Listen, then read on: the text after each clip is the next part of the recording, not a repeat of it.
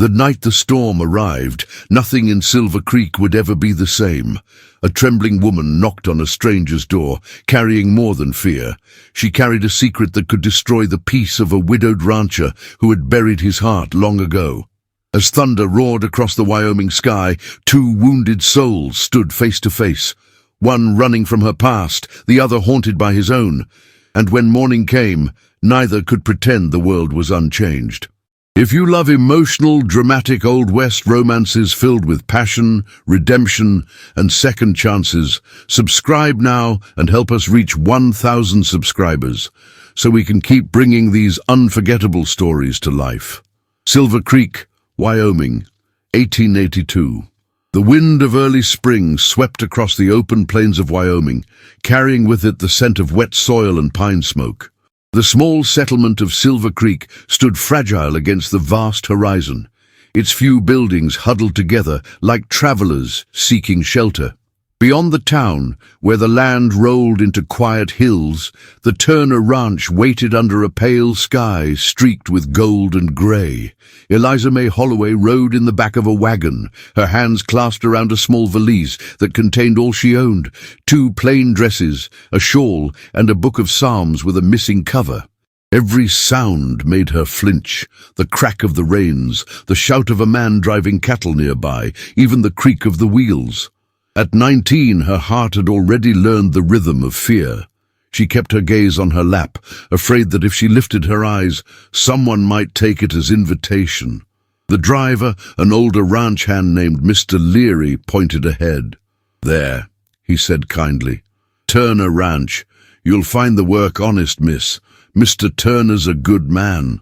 A good man. The words meant little to her. She had heard them before, and good men had broken her trust more than once. She only nodded, afraid her voice might tremble. As the wagon stopped, she saw the house. Solid timber, wide porch, smoke rising from the chimney. It looked both lonely and safe, the kind of place that carried silence like prayer. Eliza stepped down carefully, clutching her valise. The door opened before she could knock. Caleb Turner stood there, tall and still as a pine tree. He wore a simple wool shirt, rolled at the sleeves, and dark trousers tucked into worn boots.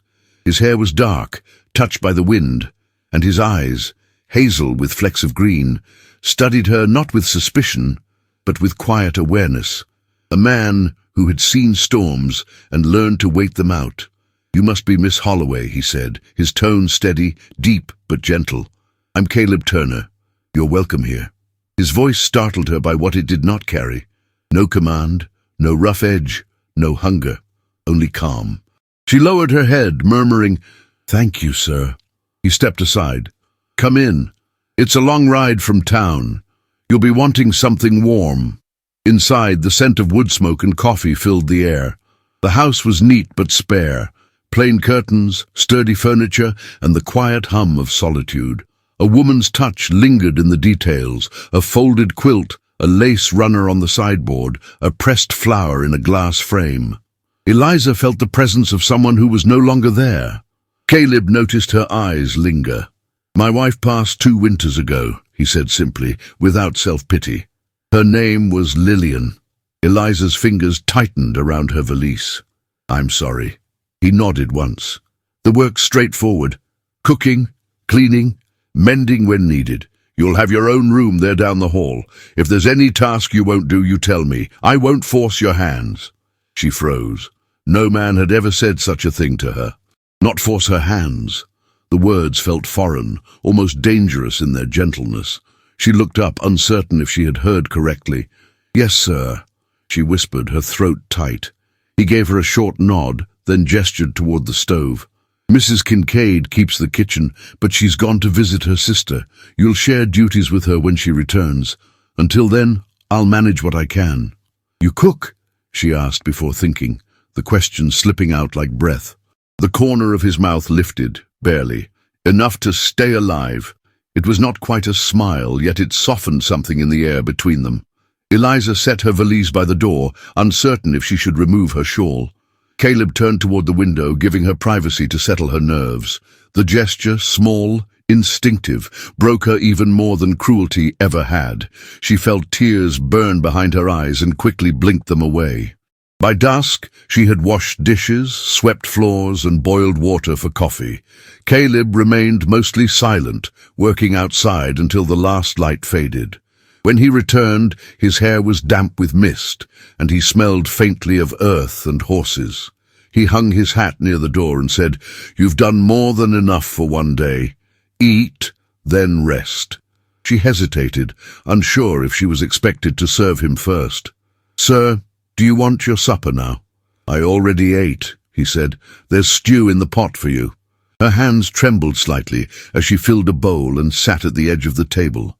He remained across the room, leaning against the wall, arms crossed loosely, not in judgment, but in quiet consideration. "You'll get used to the quiet out here," he said at last. "It's a good kind of quiet. It gives a person room to breathe." She glanced up at him, surprised. "I haven't had much room to breathe," she admitted softly. Caleb's gaze held hers, steady and kind. "Then start here," he said. "There's air enough for both of us." Her heart gave a small, involuntary flutter.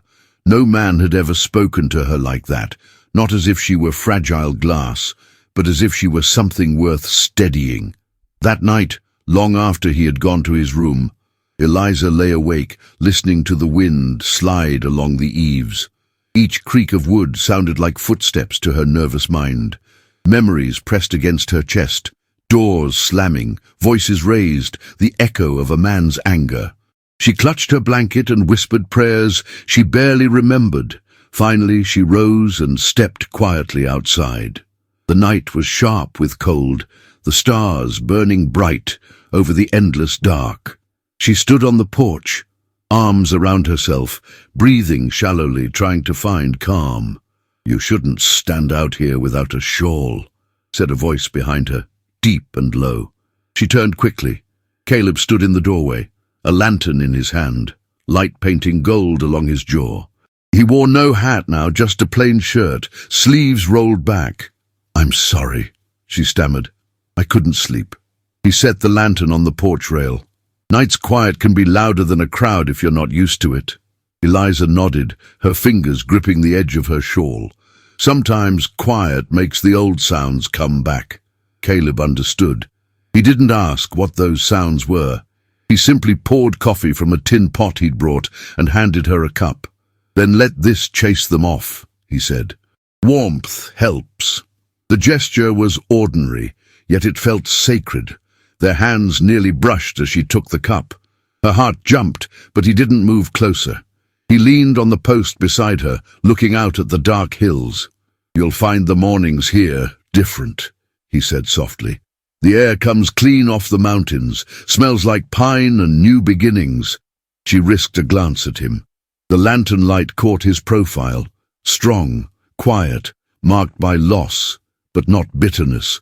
Something in her chest ached for him, for the loneliness she sensed beneath his calm. "Mr. Turner," she said, her voice trembling, "why did you hire me? You don't know me."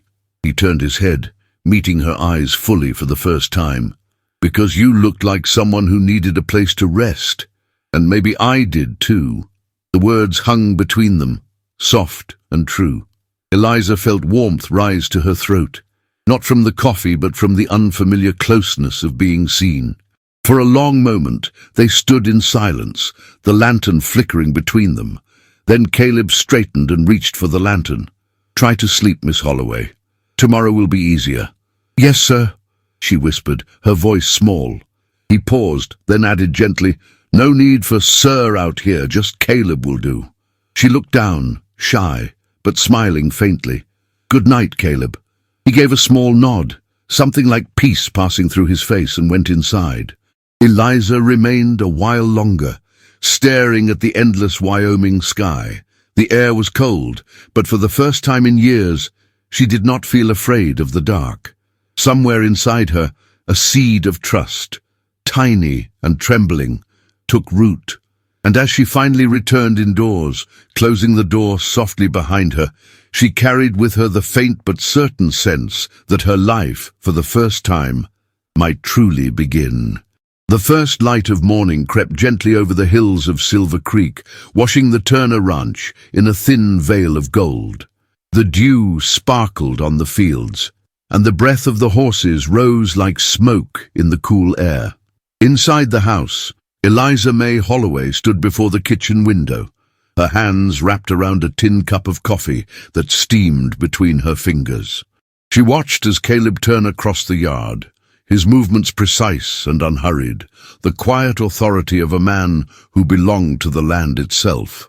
It had been only 1 week since she had arrived, yet already she had memorized the rhythm of his footsteps, the timbre of his voice when he greeted the ranch hands, and the calm that seemed to follow him wherever he went. Still, every time she heard his boots approach, her breath caught without warning, as though her heart hadn't yet learned it was safe to beat freely in his presence. Mrs. Edie Kincaid returned that same morning, a woman with greying hair pulled into a no-nonsense bun and an expression both firm and kind. She entered the kitchen with the brisk energy of someone who had run a household longer than most had lived in it. "So, you're the new girl," Edie said, wiping her hands on her apron.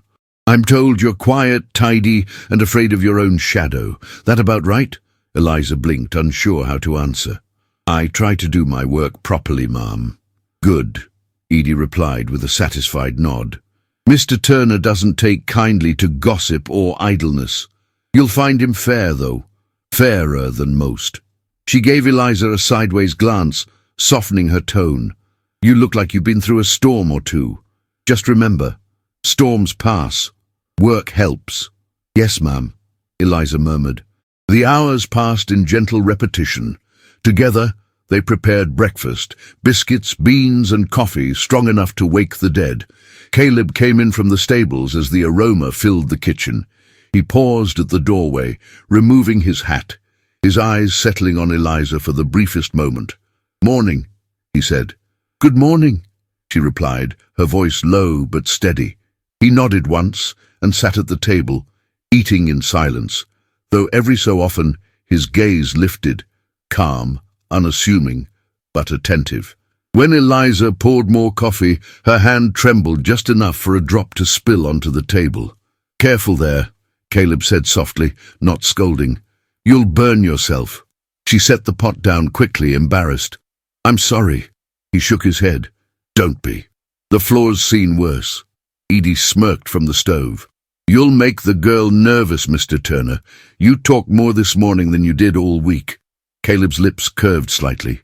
"Maybe there's more to say." Eliza's cheeks warmed. She busied herself with wiping the table, though her thoughts tangled into something she couldn't name. It wasn't love, too soon for that, but it was the beginning of something equally powerful, trust struggling to bloom inside a heart long kept under lock. That afternoon, Edie decided they would go into town for supplies. "We'll need flour, soap, and salt," she said, tying her shawl. "Mr. Turner'll keep the place from falling apart while we're gone." "Won't you, sir?" Caleb looked up from the fence post he was repairing. "I'll try not to burn it down," he replied dryly, earning a chuckle from Edie. Eliza followed the older woman into the wagon, her pulse quickening as the ranch disappeared behind them. The ride into Silver Creek took less than half an hour, but to Eliza every minute felt like a test. She hadn't been among crowds in months. Too many faces, too many men's eyes could unmake her fragile calm. The town bustled with life, dust rising under hooves, women in calico dresses haggling at the market, children running between barrels and crates. To anyone else it might have seemed lively, almost cheerful. To Eliza, it was overwhelming. At the mercantile, Edie greeted the shopkeeper, Mrs. Danner, a plump woman with sharp curiosity in her eyes.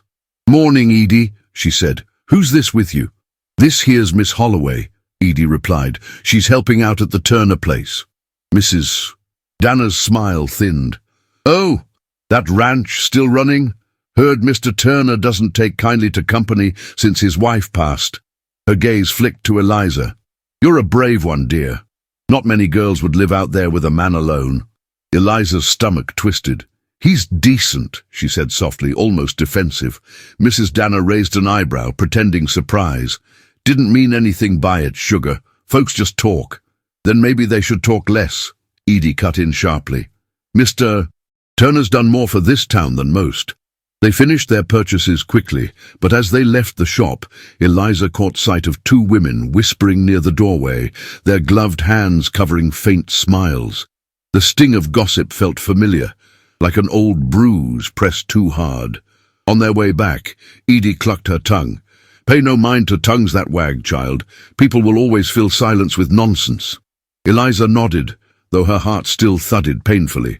She turned her face toward the open land and felt relief when the ranch came into view, quiet and waiting, a sanctuary against the noise of the world. Caleb was working near the corral when they returned. He looked up, his gaze sweeping over her as if to make sure she was unharmed. How was town? Busy, Edie said, full of fools and gossip, same as ever. Caleb's eyes lingered on Eliza, reading more than she said. Did anyone trouble you? She hesitated. No, sir, just talk. He frowned slightly. Talk has teeth, Miss Holloway. You let me know if anyone tries to bite. Something warm stirred in her chest, something dangerously close to gratitude and tenderness. I will, she said. That evening, after supper, Caleb carried a lamp out to the porch. The air smelled of rain, and the first drops began to fall, soft and rhythmic. Eliza stepped outside, drawn by the sound. Beautiful night, he said, his voice deep against the hush of the rain. She stood near the edge of the porch, hands folded together. It's peaceful. It is, he said, the kind that lets a man think too much. Eliza turned to him, cautious but curious. About what? Caleb exhaled, looking toward the dark horizon. About what's gone, about what's left, sometimes about what might still come if I let it. His words hung heavy in the air, touched with grief, but edged with something new. Hope, maybe, though neither of them dared name it. Eliza lowered her voice. You miss her. Every day, he said softly. But grief changes shape. It stops shouting after a while. Just, waits beside you. She nodded, her eyes glistening in the lamplight. I know what that feels like. Not the same way, but the waiting part. Caleb studied her profile, the curve of her jaw, the strength she didn't yet believe she had. You've lost something, too, he said quietly. I can see it. She looked down, words trembling on her lips. More than something. But I'd rather not speak of it. You don't have to, he said. Not with me. They fell into silence again, but it was not empty. The rain deepened, a steady rhythm on the roof. Caleb shifted slightly, his hand resting on the porch railing near hers, close enough that she could feel the warmth radiating from his skin. The nearness made her breath catch. I used to think quiet meant loneliness, he said after a while. Now I'm not so sure. Eliza's voice was barely a whisper. What does it mean now? He turned his gaze toward her, steady and unguarded. Peace, maybe, or the start of it. The air thickened between them. Eliza wanted to step back and stay at once, torn between habit and yearning. Caleb seemed to sense the battle. He straightened, giving her space, his tone gentle but firm. You've done well today. You should rest. She nodded, disappointed by how much she wanted him to stay. Good night, Caleb. He hesitated, then said, Good night, Eliza. It was the first time he spoke her name aloud, and the sound of it in his voice sent a shiver through her, not of fear, but of recognition, as if something inside her had been waiting to hear it all along. She lay awake long after, listening to the rain, remembering the way he had said it, with respect, not possession, with warmth but no demand. The following morning brought a pale sunrise and the faint scent of damp earth. Caleb left early to tend to the cattle, and Eliza worked quietly beside Edie, humming under her breath as she kneaded dough. The simple melody surprised even her. It had been years since she'd allowed herself to hum. Edie looked up, smiling faintly. That's a good sound. You keep that up and the walls will start smiling too. Eliza flushed, laughing softly. I didn't even notice I was doing it. That's how you know you're healing, Edie said. When music slips back in without asking permission. Later that day, Caleb returned covered in dust, his hat pulled low against the sun. Eliza met him at the porch with a bucket of water. "You're filthy," she said before she could stop herself.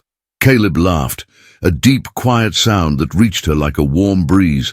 "I'll take that as truth, not insult." He dipped his hands into the bucket, splashing his face. When he straightened, droplets clung to his jaw, glistening in the afternoon light. He caught her watching and smiled faintly. "You'll have to get used to dirt out here. It's part of living." "I suppose I will," she said softly, turning away to hide her blush. As evening settled once more, the golden light of the setting sun filled the kitchen.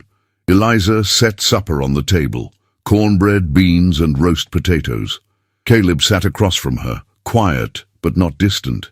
"Do you ever go into town, Mr. Turner?" she asked. "Not much," he said. "Town has noise, and I've had my fill of noise." She smiled gently. "You prefer quiet." "I prefer peace," he corrected, "though sometimes peace feels like waiting for something you can't name." Eliza met his gaze, her pulse quickening. "And if you could name it?" His voice softened. "I wouldn't dare, not yet." The moment stretched between them, fragile and tender. Edie entered just then, her presence breaking the spell with the clatter of a kettle. "You two look like ghosts caught mid-thought," she teased. "Eat before the food goes cold." Caleb smiled faintly and reached for his cup. "She's right." Eliza lowered her eyes, but her heart was no longer trembling. It was stirring. The ranch had begun to feel less like refuge and more like home, and the man before her, with his quiet strength and deliberate kindness, was becoming the center of a peace she never thought she'd find. That night, when the lamps were dimmed and the stars watched over the sleeping plains, Eliza whispered his name into the darkness, testing the way it felt on her tongue. Caleb. It was not a prayer, nor a plea. It was something new. A beginning, wrapped in hope.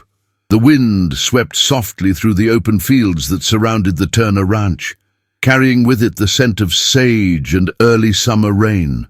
The long days of June stretched endlessly beneath the Wyoming sky, and the sun, fierce yet forgiving, painted the land in shades of gold and copper. To anyone passing by, the ranch looked like a place of peace. Solid, rooted, alive. But within its wooden walls, Eliza Mae Holloway still carried her quiet storms. Each morning she rose before dawn, lighting the stove and fetching water before the sun had fully climbed the horizon. The rhythm of work steadied her heart, the sound of coffee boiling, the soft scrape of a broom, the familiar creak of the porch steps when Caleb Turner came in from the stables. She had begun to know his habits so well that she could tell the hour by the sound of his boots. He was a man of few words, yet his silences had texture. Sometimes they were heavy, filled with memories that seemed to weigh on his shoulders. Other times they were light, almost tender, as though his quiet was an offering, not a barrier. Eliza had learned to read those pauses the way others read letters. That morning, as she was hanging washed linens near the barn, Caleb approached, carrying a small wooden box and a roll of paper. His shirt sleeves were rolled up, exposing forearms marked by work and sunlight. "Miss Holloway," he said, stopping a few paces from her, "I have something that needs mending. Thought you might know how." She turned, wiping her hands on her apron. "Of course, Mr. Turner." He opened the box to reveal several old letters tied with a faded ribbon, a broken clasp, and a bit of torn lace. "It belonged to my wife," he said quietly. "Lillian. The box has been sitting too long in the drawer. I figure she wouldn't mind it being fixed." Eliza hesitated. She had seen traces of the woman before. A shawl draped neatly over the bedpost in the spare room, a book left open on a shelf, but touching something that had belonged to her felt like trespassing. "I can mend it," she said softly.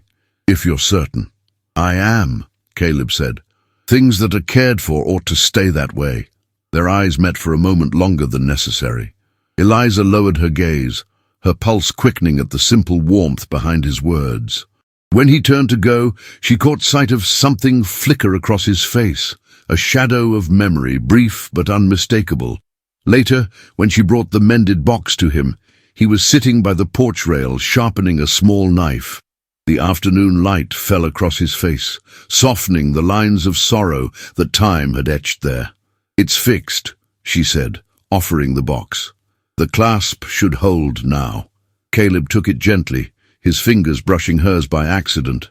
The touch was brief but electric.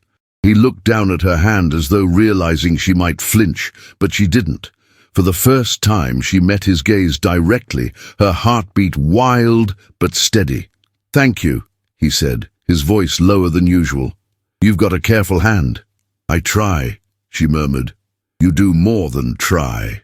The words lingered in the air, suspended between them like something delicate and forbidden. He opened the box, staring at the contents. A small silver brooch, a ribbon, and a folded letter. His expression changed, softened by an ache Eliza could almost feel. She liked letters, he said almost to himself. Wrote them even when there was no one to send them to. Said words had to live somewhere. Eliza's throat tightened. Maybe she was right. Caleb looked up at her again, studying her face as if weighing a question he didn't dare ask. For a heartbeat, it felt as though he wanted to reach out, to touch her cheek, to reassure her that the past didn't make her less worthy of the present. But he stopped himself, his restraint as tender as any caress. That night, a soft unease drifted through the house. The air carried the promise of rain, and Eliza found herself restless, pacing the kitchen long after Edie had gone to bed. She lit a lamp, its glow spilling across the wooden floor. On impulse, she took down the mended box from the shelf where Caleb had left it earlier. She meant only to dust around it, but curiosity tugged at her fingers. Inside lay the letter she had seen before, folded carefully, the ink slightly faded. The writing was fine and feminine. She could not resist reading just one line, only to find it unfinished, ending mid-sentence. "My dearest, forgive me for what I could not." The words froze her. Forgive me, what I could not. The fragment hung heavy with meaning. Before she could decide whether to read further, a voice came from the doorway. "You shouldn't have to carry other people's ghosts," Caleb said quietly. Eliza gasped, nearly dropping the letter. I know," he interrupted gently. He stepped into the light, his expression unreadable. "You're not the first to be curious about the dead, but sometimes the truth hurts more than the silence." She bowed her head, shame burning her cheeks. "I'm sorry, Mr. Turner. I shouldn't have touched it." He walked closer, his boots soft on the floorboards. "Don't call me Mr. Turner when you look that sad," he said. "It makes me feel like a stranger in my own house." Her eyes lifted, startled by his tone. "What should I call you then?" "Caleb," he said simply. The way he spoke his own name, quiet, steady, with a note of something unspoken, sent warmth rushing through her chest. She nodded slowly. "Caleb."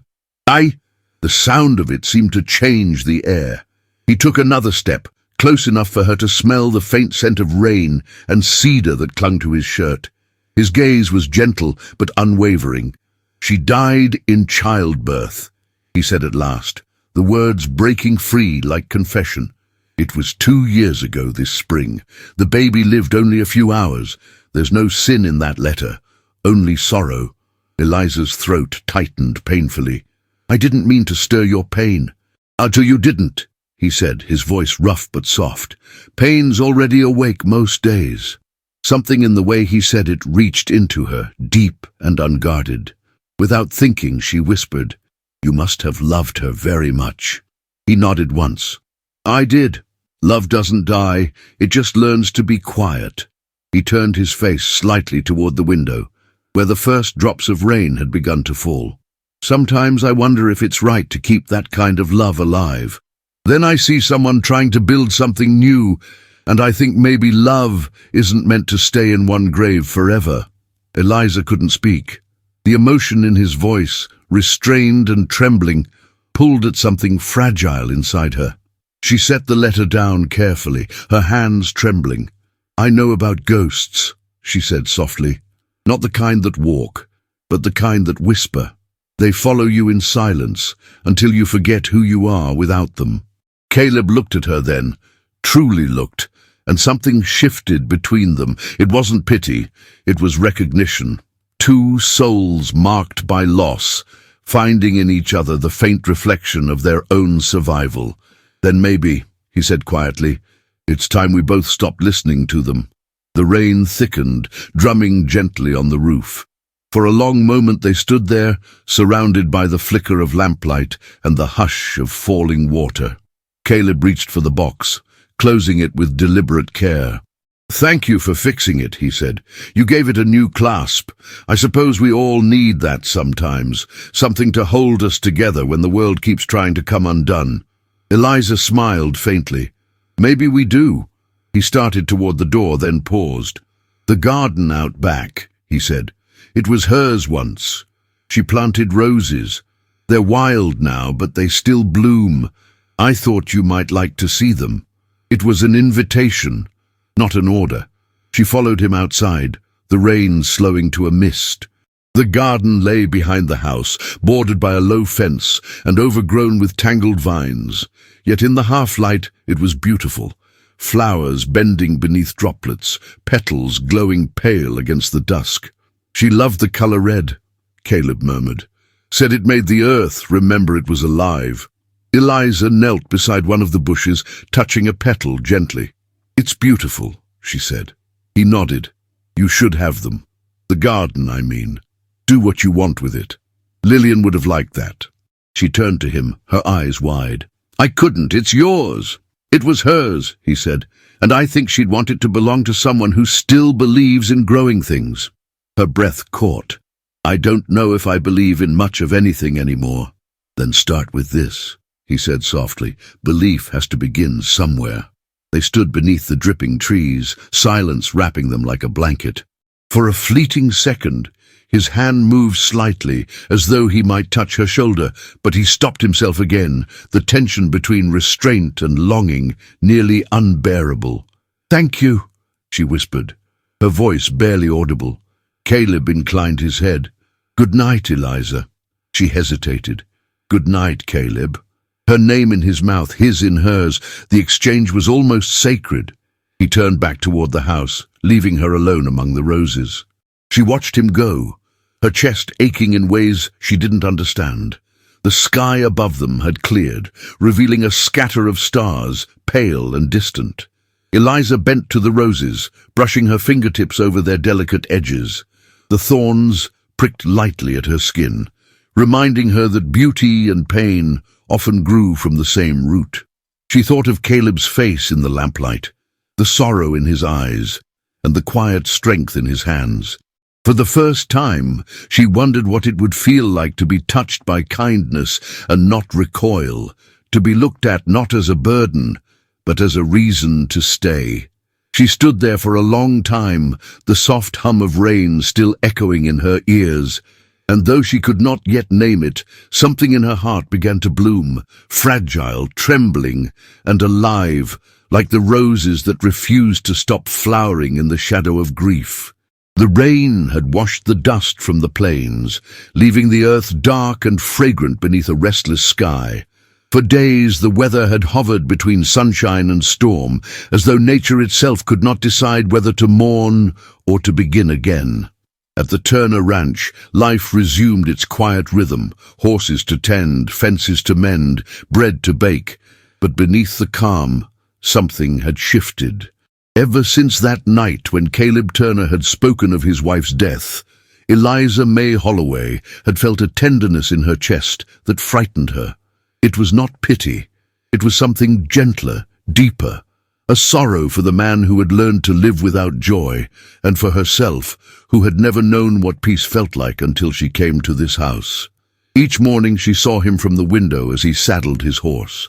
The sky behind him stretched endlessly, painted in shades of rose and gold. Sometimes she caught herself watching too long, the curve of his shoulders, the measured patience in his movements, and would turn away quickly, as if her heart's longing were a secret she had no right to keep. Mrs. Edie Kincaid, sharp-eyed as ever, noticed the change before Eliza could hide it. "You've got color in your cheeks again," Edie said one morning, kneading dough at the table. "Good sign, that. Life's creeping back into you." Eliza smiled faintly. "Perhaps it's just the sun," Edie chuckled. "Or perhaps it's the man who rides out before it." Eliza's hands stilled on the dishcloth. "You're mistaken." "Maybe," Edie said, her eyes glinting with mischief. "But I've been around long enough to know when silence speaks louder than words." Eliza turned her face away, pretending to busy herself with the kettle, yet she could not deny it. Something in her quiet hours had begun to bloom, a cautious warmth that neither she nor Caleb dared to name. That afternoon, while sweeping the porch, Eliza noticed Caleb standing near the edge of the yard, his gaze fixed on the distant rise where the small cemetery lay. His hat was in his hand, the breeze stirring his dark hair. There was something in his stillness that made her chest tighten. She hesitated, then walked toward him. "Are you going to town?" she asked, though she already knew he wasn't. He turned slightly, his expression soft but weary. "No, just paying my respects." He nodded toward the hill. "Would you care to walk with me?" Her breath caught. He had never invited her to join him there before. She hesitated, not wanting to intrude upon the memory of his wife, but his eyes held no warning, only quiet trust. "I'd like that," she said. The path wound upward through tall grass, still damp from the morning rain. Wildflowers grew in clusters along the way, their scent mixing with the clean air. Eliza's skirt brushed the leaves, soaking at the hem, and she lifted it carefully as they walked. At the crest of the hill, a small wooden fence enclosed the resting place of Lillian Turner and the child who had died beside her.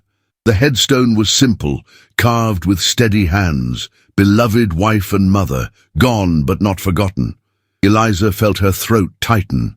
The words were plain, yet they carried the full weight of a love that had survived even death. Caleb stood beside the grave for a long moment, hat pressed to his chest, eyes lowered. The wind stirred the grass around them, whispering through the silence. "She liked this place," he said at last. "Said it was high enough to see heaven and close enough to hear the earth." Eliza clasped her hands before her. "It's peaceful." "She was," he murmured. "Peaceful in ways I never was. She believed life was a circle.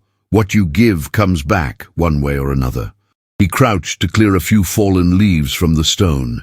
When he spoke again, his voice was steady, though the emotion beneath it was clear. "When she died, I tried to bury more than her body. I buried every sound that reminded me of her laugh, every word I hadn't said. I thought silence would keep me loyal." Eliza swallowed hard, her heart aching for him. "And did it?" He looked up at her then, the wind catching his hair. "No, it just kept me lonely."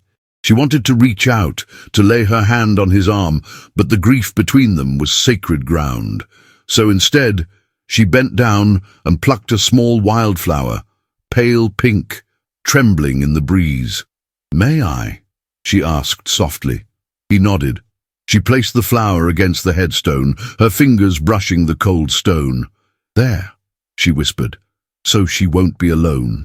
Caleb's gaze lingered on her face, something unspoken flickering in his eyes. "You have a kind heart, Eliza." "I'm not sure about that," she said, barely audible, "but I know what it is to miss something you never truly had." They stood together as the sun began to dip toward the west. The light turned golden, and the land seemed to breathe around them. Caleb replaced his hat and turned to her. "You shouldn't have to carry other people's sorrow," he said gently. "You've got enough of your own." Eliza met his gaze, trembling but unafraid. "Sometimes helping carry someone else's pain makes your own feel lighter." He nodded slowly. "Maybe so." They walked back to the house in silence, but it was a different kind of silence now, soft, full, and strangely comforting. That evening, after supper, Eliza sat by the window, sewing a tear in one of Caleb's shirts. The lamplight glowed warm against the wooden walls. Caleb sat at the table across from her, reading through a ledger. Every now and then he looked up, not speaking, only watching her with quiet fascination. When she pricked her finger on the needle and winced, he rose instantly. "You're bleeding," he said, crossing to her side. "It's nothing," she said quickly, embarrassed. He reached for her hand before she could pull it away. "Let me see." His touch was gentle, his calloused thumb brushing the tiny bead of blood from her fingertip. The brief contact sent a tremor through her entire body. "It's hardly worth worry," she whispered. "I know," he said softly, still holding her hand. "But I worry anyway." Their eyes met. The world seemed to narrow to the space between them. The scent of soap and smoke, the faint ticking of the clock, the warmth of his fingers still resting lightly against hers. For a heartbeat, neither of them moved. Then, realizing the danger of what lingered in that silence, Caleb released her hand and stepped back. "Forgive me," he said, voice low. "I didn't mean to overstep." Eliza shook her head. "You didn't." But he had, and they both knew it, not in action, but in feeling. The distance he placed between them was a fragile wall built of duty and fear, and it trembled with every glance they shared. After he returned to his seat, neither spoke again for a long while. The storm outside deepened, wind howling through the valley, but the warmth inside the room remained steady. When Eliza finally rose to put away her sewing, Caleb's voice stopped her. "You remind me of spring," he said quietly. She turned, startled. "Spring? A season that comes after a long winter," he said. "Unexpected, soft, but strong enough to make the earth bloom again." Her breath caught. "That's a kind thing to say." "It's the truth." She lowered her gaze, her cheeks warm. "Then maybe you're like the rain," she said after a pause. "Quiet, steady, and the reason anything grows at all." "Gil?" He looked at her then, the corner of his mouth lifting just slightly. "That's kinda still." The wind rattled the windows, and a flash of lightning illuminated the room for a moment, bright as day. Then darkness returned, the only light coming from the flickering lamp. Caleb stood and took it from the table. "I'll check the horses," he said. "Storm's rough enough to scare them." "I'll go with you," she offered, without thinking. He hesitated, then nodded. "Stay close." Outside, rain fell in sheets, soaking them instantly as they crossed the yard. The stable smelled of hay and sweat and earth. The horses stamped nervously, tossing their heads. Caleb's calm voice soothed them, his hand firm on the reins. Eliza watched him in the dim light, the strength in his movements, the quiet patience in his tone. When he turned, their eyes met again. Closer this time, the air thick between them. "You shouldn't be out here," he said softly. "You'll catch your death." "I'm fine," she whispered. "I couldn't let you face the storm alone." The words hung between them, fragile and brave. He looked at her for a long moment, rain dripping from his hair, his expression unreadable. Then, in a voice low and rough with feeling, he said, "Eliza, you don't have to prove your courage to me." "I'm not," she said, her voice trembling. "I just don't want you to always be the one standing in the rain." For a heartbeat, something broke open inside him, something long restrained. He reached up and gently brushed a wet strand of hair from her face, his fingertips cold against her skin. "You'll ruin your dress," he murmured, though the words were more for the sake of control than sense. She smiled faintly. "Then it's a small price to pay for peace." He lowered his hand slowly, his breath unsteady. "You'll be the undoing of me," he said, half to himself. She didn't understand what he meant. Not fully, but she felt the truth of it. When they returned to the house, dripping and chilled, Caleb handed her a blanket and turned away quickly, as if afraid that one more moment in her presence would shatter his composure entirely. "Good night, Eliza," he said, his voice quiet but heavy with meaning. "Good night, Caleb." Long after he had gone to his room, she sat by the dying fire, wrapped in the blanket that smelled faintly of him, smoke, leather, and something warmer, something she could not name. Outside, the storm raged on, but inside her heart there was only stillness, the kind that follows the first confession of a love neither dared to speak. And though she didn't yet realize it, The fragile peace between them had changed forever. In the flicker of lamplight and the scent of rain, love had taken root, waiting only for courage to make it bloom. The summer sun of Wyoming burned high and bright, turning the hills to gold and the sky to a pale, endless blue. Dust rose from the roads leading into Silver Creek, and with it came whispers, rumors that spread like wildfire, born from the lips of men who had nothing better to do than stir unease. For days, Caleb Turner had sensed a shift in the wind, a tension that no one could quite name. He felt it when he went to town, in the way people paused their conversations as he passed, in the way women glanced toward Eliza Mae Holloway when she accompanied Edie to the mercantile. Something unseen was coiling its way into their lives. Eliza did not yet know that the peace she had found on the ranch was about to be tested. That morning, she stood at the kitchen window, flour on her hands and sunlight in her hair, shaping dough with the delicate focus of someone trying to hold her world steady.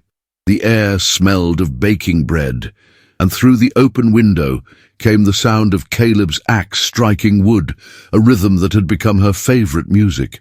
Every sound of him, the weight of his footsteps, the scrape of his chair, the deep hum of his voice when he spoke to the horses, filled the silence that had once been unbearable. "Miss Holloway," came Edie's voice from the doorway. "You're a different woman from when you came here." Eliza smiled faintly, brushing flour from her apron. "I'm not sure that's true." "Oh, it's true," Edie said.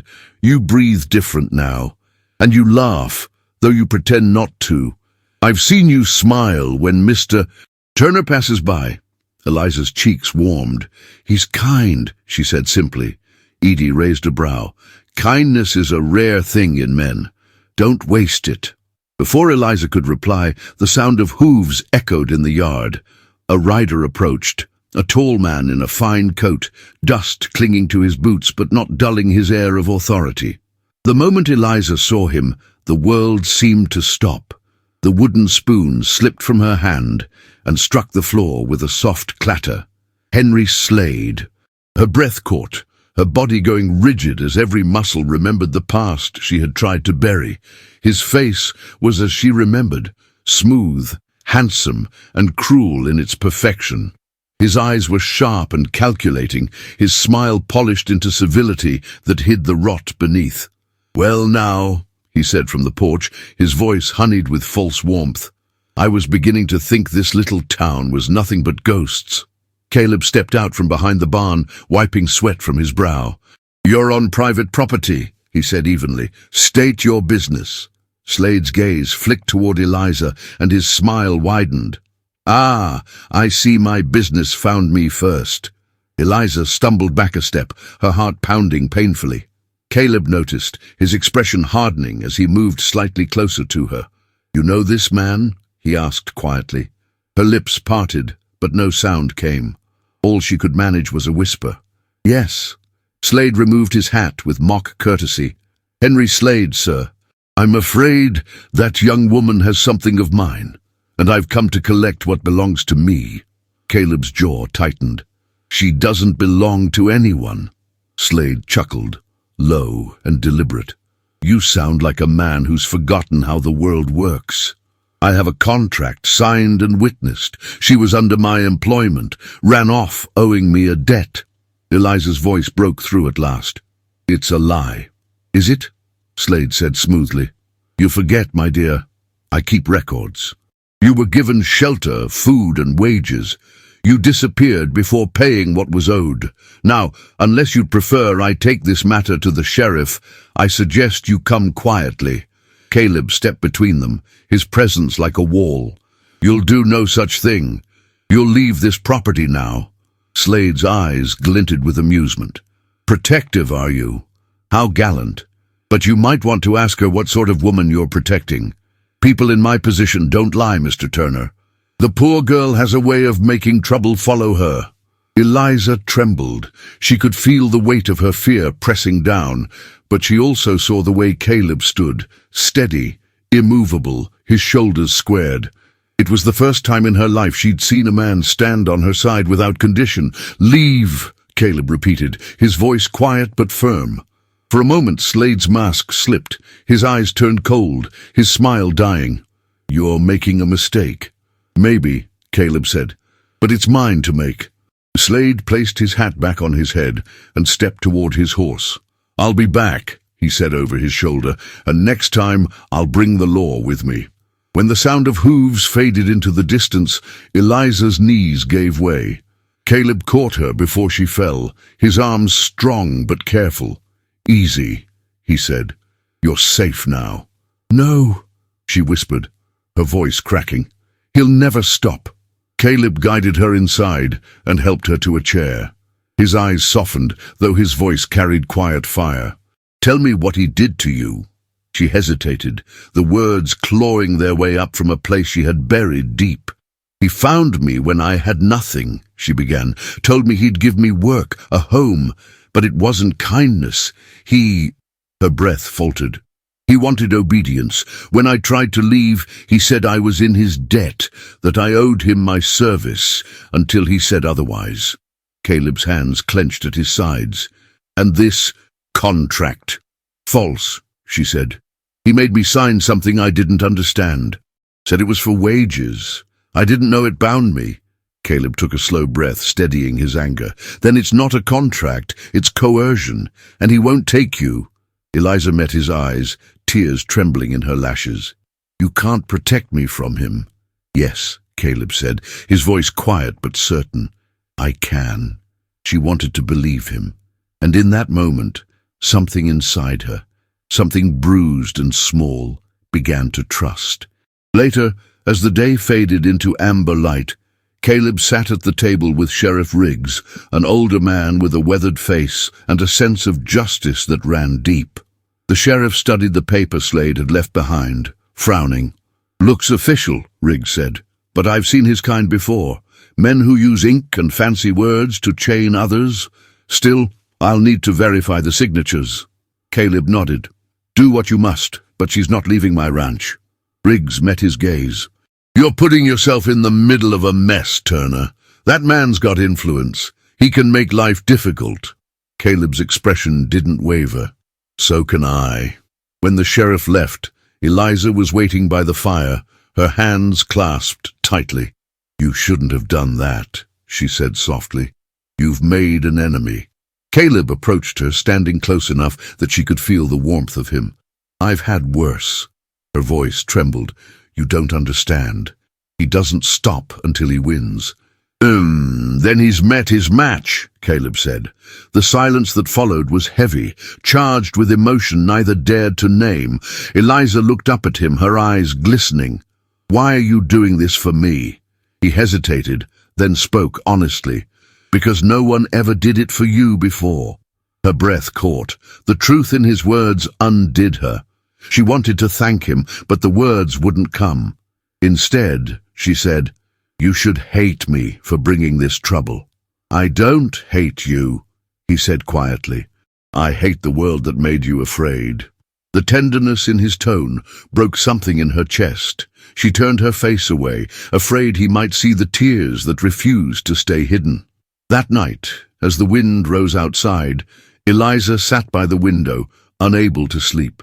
She watched the horizon, half expecting to see Slade returning, but the only sound was the steady rhythm of the rain, and somewhere down the hall, Caleb's footsteps. He stopped by her door and knocked lightly. "You awake?" "Yes," she said. "Storm's getting worse. If it frightens you, keep the lantern lit. Light makes the dark behave." Her lips curved faintly. "Does it work for fear too?" He hesitated, his voice soft through the door. "Only if you don't face it alone." When he walked away, her heart ached with something she couldn't name, a mixture of safety and longing that felt almost too much to bear. The next morning, the storm had cleared, leaving the ranch washed clean under a pale sky. Eliza went outside to hang the linens, her movements slower than usual. She hadn't seen Slade again, but the threat of him lingered like a shadow on the land. Caleb came to stand beside her. "You slept?" he asked. "Some," she said. "I kept the lantern lit, as you said." He smiled faintly. "Good." For a moment they stood in silence, the sunlight warming their faces. Then Eliza spoke, her voice fragile but steady. "You were right. Light makes the dark behave." Caleb looked at her, and for the first time in years, he allowed himself to smile fully, small, honest, and touched by something close to hope. "Then keep it burning," he said softly, "as long as you can." And as the wind rustled the clean white sheets, Eliza realized that for the first time since she could remember, her fear had a name, and it was not stronger than the man who had dared to stand beside her. The days that followed were painted in uneasy calm. Silver Creek appeared unchanged on the surface. The clatter of wagons, the distant call of ranchers, the steady rhythm of work that made the West survive. But under that quiet pulse, something darker had begun to stir. The townsfolk whispered more freely now. Rumors hung in the air like dust after a storm, and though Eliza Mae Holloway tried to ignore them, she could feel their sting each time she entered town beside Mrs. Edie Kincaid. Caleb Turner had been right. Talk had teeth, and those teeth had found her name. It began the next morning, when Edie returned from the post office with a wary look. "People are saying things, girl," she said, setting her parcels down. "They say you've got a man after you, and that it's no wonder. You're too pretty to be trouble-free." Eliza froze. "Who told them that?" Edie sighed. "Who knows? Gossip doesn't need a source. But I saw Henry Slade in the sheriff's office today, waving papers around like he owns the whole territory." The words made Eliza's stomach twist. "He's trying to ruin me." Edie gave her a long look. "He's trying to scare you. There's a difference, and don't you let him win." Eliza tried to be brave, but every trip into Silver Creek made her heart race. She could feel eyes on her, the curious, the judgmental, the cruel. When she walked past the milliners, two women whispered behind gloved hands. When she bought thread at the mercantile, the shopkeeper's smile faltered. Even the children's chatter seemed to hush as she passed. That afternoon, she returned to the ranch pale and trembling. Caleb was outside by the corral, mending a broken rail. When he saw her expression, he dropped his hammer at once. "What happened?" "Nothing," she said quickly. "It's only the heat." He wiped his hands on a rag and studied her. "You're shaking." Her resolve broke then. "They think," her voice faltered. "They think I'm not decent." Caleb's jaw tightened. "Because of him."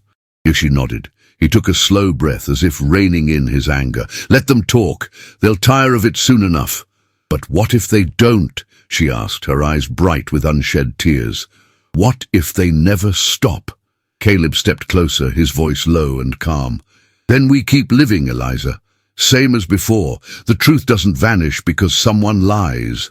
Something in his tone steadied her, though fear still lingered. He looked at her for a long moment, then said softly, "Come with me." She followed him across the field, the air shimmering with afternoon light. He led her toward a grove of aspens near the creek, where the sound of water softened the noise of the world. "I come here when the ranch gets too loud," he said. "No one follows this trail but me." Eliza's lips curved faintly. "And now me." He smiled then, a small, rare smile that made her heart catch. "And now you." They stood in silence for a while, watching the sunlight flicker through the leaves. The tension between them hummed softly, as steady as the creek's current. Finally, Caleb turned to her. "You don't owe anyone explanations," he said. "Not to them, not to him." "But you deserve the truth," she said, her voice trembling. "I shouldn't have come here without telling you everything." "I already know enough," he said. "Do you?" she asked. "Do you know that he used to call me his property? That every time I breathe freely, I still expect to pay for it?" Caleb's eyes darkened. "You're no one's property, Eliza. Not while I'm breathing." Her gaze lifted to his, startled by the quiet force of his words. The wind moved between them, carrying the scent of grass and pine. For a moment, it felt as though the world had stopped. "Why are you so kind to me?" she whispered. "You barely know me." He hesitated, then spoke with a rare softness. Maybe because I know what it's like to lose everything that made you feel safe. Maybe because I see something in you I thought I'd buried with my wife. Hope. Eliza's eyes filled with tears. You shouldn't say that. Why not? Because it makes me want to believe you. Then believe me. The words hung between them like sunlight breaking through cloud. She looked at him, really looked, and for the first time saw not the widower or the rancher, but the man beneath, strong and gentle, scarred and yet capable of tenderness that could unmake a lifetime of fear. He reached out then, slowly, his hand stopping inches from hers. "May I?" he asked. She hesitated, her breath trembling, then nodded. When his fingers brushed hers, the touch was light as a whisper, but enough to send warmth through her entire body. "You see," he murmured, "the world doesn't end when someone touches you kindly."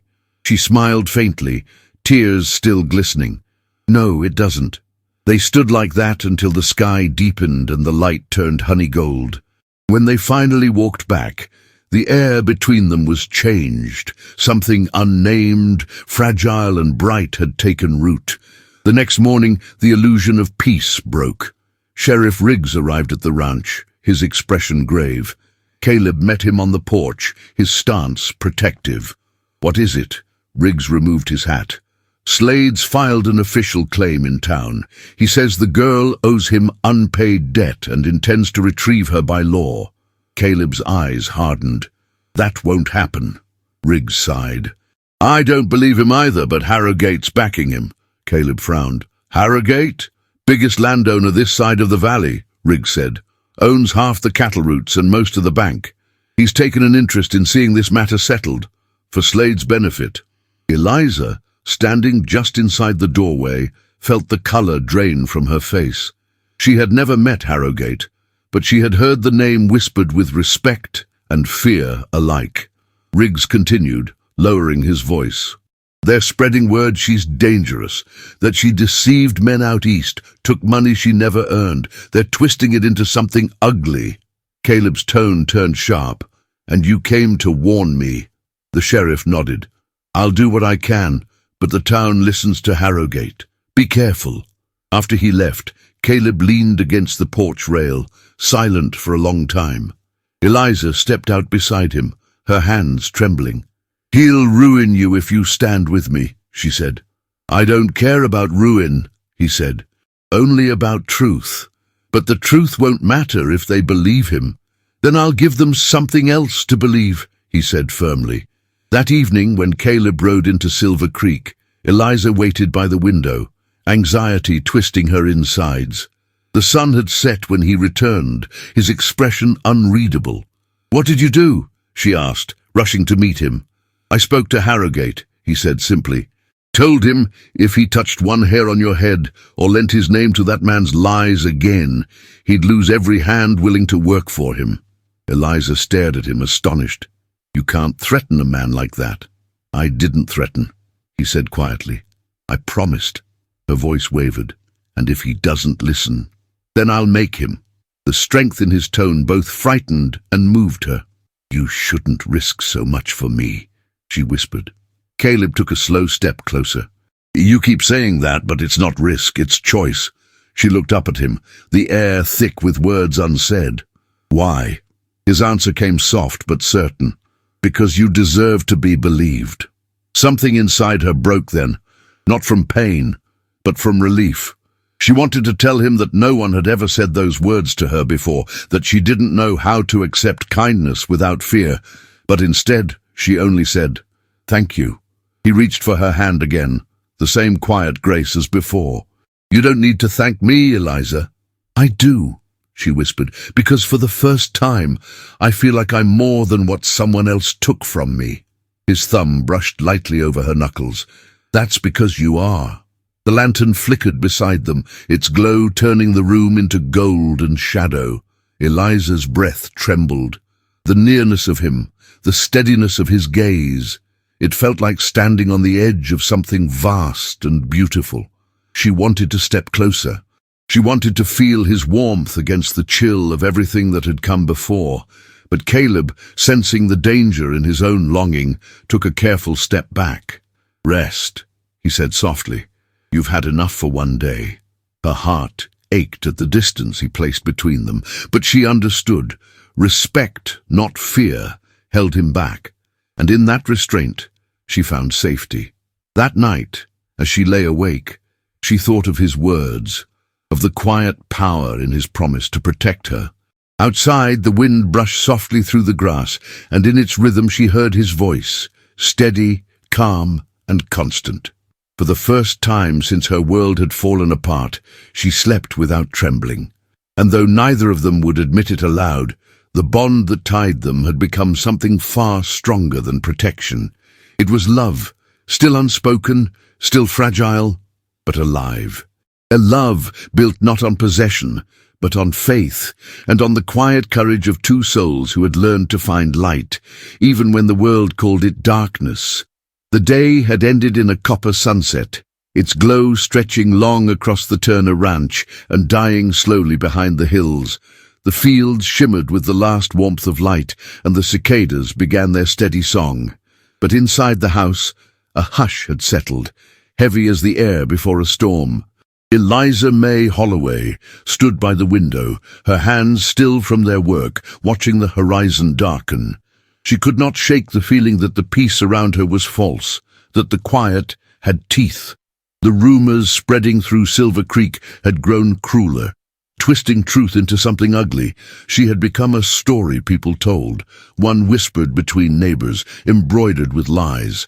Caleb Turner had done all he could to shield her, riding into town more often now, speaking to men he did not trust, and defending her name with the kind of calm fury that made people listen. But even he could not silence every tongue. That evening, when he returned from town, the dust of the road clung to his boots, and exhaustion sat heavy in his shoulders. Edie met him at the door. "You look like you've been carrying the whole county on your back," she said. "Maybe I have," he replied, setting down his hat. His voice was low, controlled. "Harrogate men were talking again. They say Slade's been paying folks to spread stories. Said he's got proof she's not who she claims to be." Eliza froze in the kitchen doorway, her breath catching. "Proof?" she asked softly. Caleb turned to her, his eyes gentler. "Paper can say anything a man wants it to. Don't let it frighten you." Her voice trembled. "But it already does." He crossed the room, stopping just short of her. "Then let me carry it a while," he said quietly. Something in his tone, the steady certainty of it, made her want to believe him. Yet the fear in her chest refused to let go. "You can't carry what follows me, Caleb." "I can try," he said, "and that's enough." The warmth in his eyes disarmed her. It was not a promise made out of pride, but of tenderness, and it broke her heart in ways she couldn't name. As the night deepened, the wind rose outside, shaking the windows. A lantern burned low in the kitchen, its golden glow turning the wooden walls to honey. Caleb sat at the table going through the ranch accounts, while Eliza finished washing the last of the dishes. The air between them pulsed with quiet awareness, the familiar rhythm of two souls learning the boundaries of trust. When she reached to set the last plate on the shelf, her sleeve brushed the edge of the lamp. The glass tilted, wobbling, before she caught it with quick reflex. Still, the brief clink of glass echoed in the silence. Caleb looked up. "You all right?" "Yes," she said, her voice shaking more than she wished. "I didn't mean to—" "It's only glass," he said softly. "You don't have to apologize for every small thing." She hesitated, drying her hands. "I'm used to saying sorry. It keeps peace." His gaze darkened with understanding. "Peace built on fear isn't peace at all, Eliza." Their eyes held. There was a gentleness in his expression, but something deeper too, a quiet ache he could no longer hide. He stood then, walking toward her slowly. She didn't move. The lamplight caught his face, the faint lines around his mouth, the shadow of beard along his jaw. "You've been brave," he said. "You face a town that would rather believe lies than see truth. And you keep walking with your head high. That takes strength." "I don't feel strong," she murmured. "Strength isn't how loud you fight," he said. "It's how you stay standing when the ground gives way." Her breath trembled. "And what if I fall?" "Then I'll be there," he said simply. For a moment, neither of them moved. The quiet in the room turned fragile, the kind that could break with one heartbeat too loud. He took a half-step closer, and though he didn't touch her, she felt the nearness of him, the warmth, the steadiness, the comfort she had never known a man could hold. "Caleb," she whispered, his name barely a sound. He inhaled deeply, as if fighting the pull between them. "You should rest," he said finally, his voice low. "Tomorrow'll be long." She nodded, but her heart refused to calm. "Good night," she said softly. "Good night, Eliza." It was not the first time he'd spoken her name, yet tonight it felt different, weighted, careful, like a vow whispered into the dark. After she went to her room, Caleb remained awake by the fire, staring into the flames, as if they could offer answers. His thoughts wandered to her face, her eyes when she smiled, the quiet courage that had taken root in her despite every hardship. He wondered how something so fragile could be so strong, and how long he could stand this pull between what he wanted and what was right. The following day dawned with strange stillness. Even the birds seemed quiet. Edie left early for town, and Caleb spent the morning mending a broken fence near the pasture. Eliza, needing fresh air, decided to walk to the creek. She carried a small basket, pretending to gather wild herbs, though what she truly sought was peace. The water glimmered beneath the sun, its surface calm and bright. For a while she let herself forget everything, the whispers, the lies, the fear that still shadowed her heart. She knelt by the edge, trailing her fingers through the cool current. That was when she heard it, a familiar voice, smooth as silk and sharp as a blade. "Still playing at innocence, are you?" Eliza spun around. Henry Slade stood at the top of the creek bank, his boots clean, his coat pressed, his smile venomous. Her body went cold. "You shouldn't be here." "Shouldn't?" he repeated, descending slowly. "You forget, my dear. I go wherever I please, especially when what's mine has wandered off." "I'm not yours," she said, her voice shaking but firm. He stopped a few paces from her, smirking. "That's not what the papers say. You forged them." His tone turned mockingly sympathetic. "A tragic misunderstanding, then. The poor girl signs her name and cries foul when she regrets it. No one in this town will take your word over mine." Eliza backed away, her heart racing. "Caleb will." Slade laughed. "Ah, yes, the widowed rancher. He's made quite the hero of himself, hasn't he? Defending the helpless woman, it's almost romantic. But what happens when he learns you're not as pure as he thinks, that you've been bought before?" Her eyes filled with tears of fury and shame. "You're vile. And you're predictable," he said coldly, "always drawn to a man who looks like safety." He stepped closer, lowering his voice. "Tell him the truth, Eliza. Tell him what you were before me, and see how long he keeps you under his roof." She stood frozen, trembling. But when he reached out to touch her, she struck his hand away. "Don't you dare!" His eyes flashed. "Careful, you forget yourself." "I remember everything," she said fiercely. "Every threat, every lie, every time you called cruelty love, and I will never let you take that from me again." For a heartbeat, the mask slipped from his face. The charming smile vanished, revealing the hard, dangerous man beneath. He leaned closer, his voice a hiss. "We'll see about that." Then he was gone, turning sharply toward his horse and riding off, dust rising behind him. Eliza stood shaking, tears streaming down her cheeks. The weight of old fear pressed on her chest, but beneath it burned something stronger, anger, the kind that comes from finally being done with silence. She turned and began walking back toward the ranch, her steps unsteady but determined. When Caleb saw her from afar, he dropped his tools and ran to meet her. "Eliza, what happened?" Her lip trembled. He was here. His expression darkened, every muscle in his jaw tightening. "Where?" "At the creek." Her voice broke. "He said terrible things, about me, about you." "Enough," he said, gently gripping her shoulders. "He doesn't get to speak your truth." "But people will believe him." Caleb's voice hardened. Then we'll show them who you really are." She blinked at him through tears. "And who is that?" "A woman with more courage than any man I've ever known." Her breath hitched. "You can't mean that." "I do," he said, "and I'll prove it." That evening, he took her into town, not hiding her behind him, but walking beside her. Heads turned as they entered the mercantile. The whispers began at once, but Caleb ignored them. He placed his order with calm dignity, paid in full, and turned so everyone could see her at his side, unashamed. Eliza felt the eyes of the town upon her, the sting of judgment like heat on her skin, but Caleb's presence anchored her. When she glanced up, he gave her a small, steady smile that said, "I'm here." As they left, Mrs. Danner, the shopkeeper, called out softly, "Miss Holloway?" Eliza turned. Mrs. Danner hesitated, then said, "You keep your chin up, dear. Not everyone believes what they hear." It wasn't much, but it was enough to make tears well in Eliza's eyes. She nodded her thanks, unable to speak. On the way back, the air turned cool, and twilight began to fall. The land stretched wide and endless, painted in shades of violet and gold.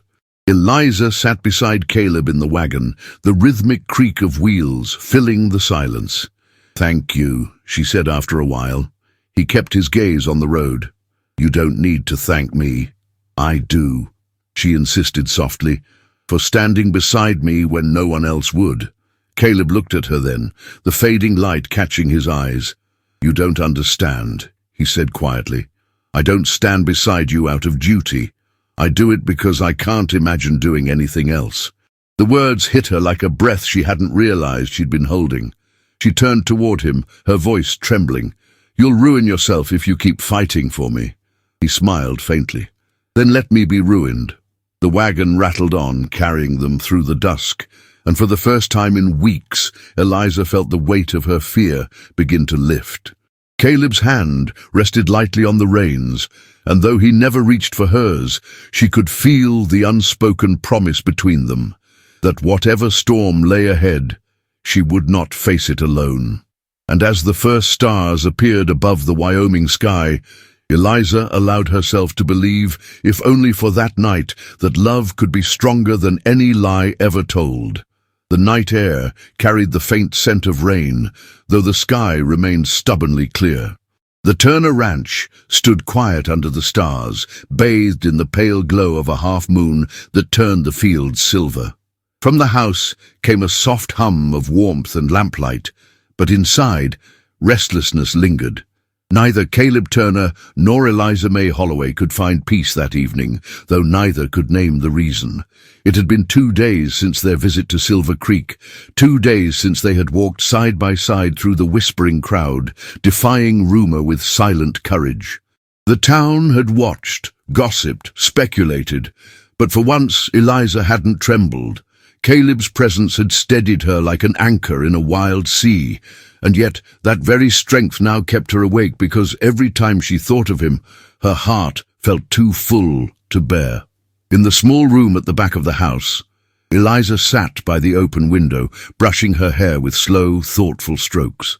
The moonlight caught the strands and turned them to dark gold.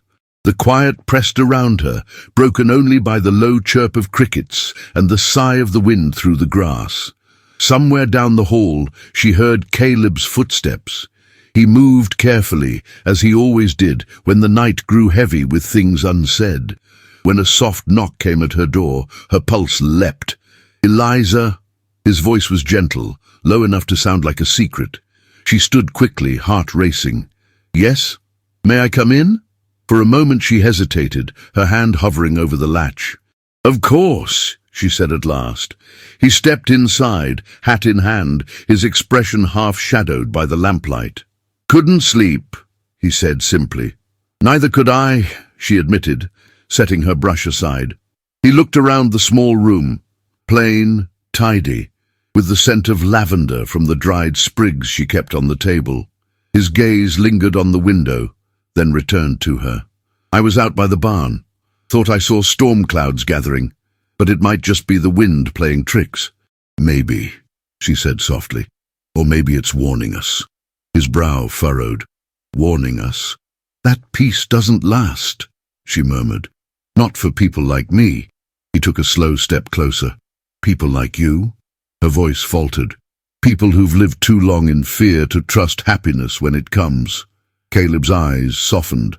"Happiness isn't something that comes, Eliza. It's something you build, bit by bit, with your own hands.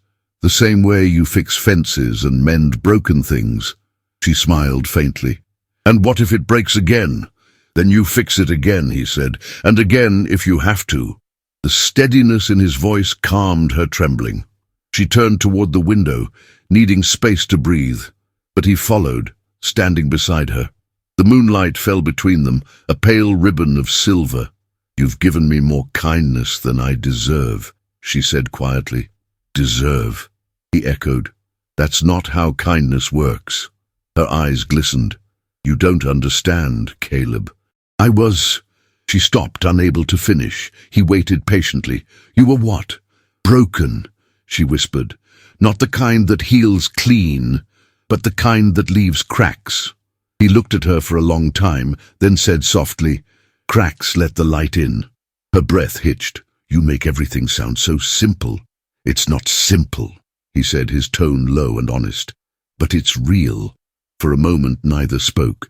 The wind rose, brushing her hair against his sleeve. He could smell the faint sweetness of lavender, hear the uneven rhythm of her breath. Every instinct in him urged restraint. She'd been hurt enough, and he would rather die than add to that pain. Yet the sight of her, standing in the fragile glow of moonlight, made it nearly impossible to keep his distance. "Eliza," he said finally, his voice barely more than a whisper, "if I ever make you feel trapped again, even by kindness, you tell me. I mean that." She turned toward him then, her eyes bright with emotion. "You could never make me feel trapped. Not you." The truth in her voice broke something in him. Without meaning to, his hand lifted, hovering near her cheek but not touching. "You're trembling," he said. "So are you," she replied. They stood like that. So close the air between them felt alive, pulsing with everything they couldn't say. At last, he let his hand fall, turning away, as if the movement alone could keep him sane. "I should go," he murmured. "It's late." She nodded, though every part of her wanted him to stay. "Good night, Caleb." "Good night, Eliza." But as he stepped through the doorway, thunder rumbled in the distance, low and steady. He paused. "Storm, after all," he said softly. She managed a small smile. "You were right." When he was gone, she closed the door, leaned against it, and pressed her hand to her heart. It beat wildly, as if it already knew what her mind refused to admit, that she was in love with him. The next morning, the rain arrived. It came with the dawn, fierce and unrelenting, drumming against the roof and soaking the earth. The ranch turned grey beneath the downpour, and the air filled with the scent of wet soil and thunder. Caleb spent the day checking fences and moving the horses to shelter, his clothes soaked through, his hair plastered to his forehead. Eliza begged him to come inside, but he only smiled and said, "A man can't fight rain by hiding from it." By evening, the worst had passed. The clouds broke, and a golden light spilled across the drenched land.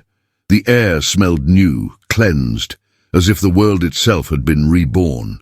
Inside, Eliza prepared supper, stew and cornbread, the kind of meal that warmed the soul.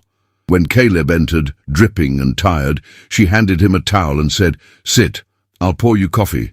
He obeyed, exhaustion written in every movement. When she placed the cup before him, he looked up, his eyes soft with gratitude. "You take care of everyone but yourself." "I'm used to it," she said. "Then maybe it's time someone took care of you." Her heart stumbled. "Who would do that?" "I would," he said quietly.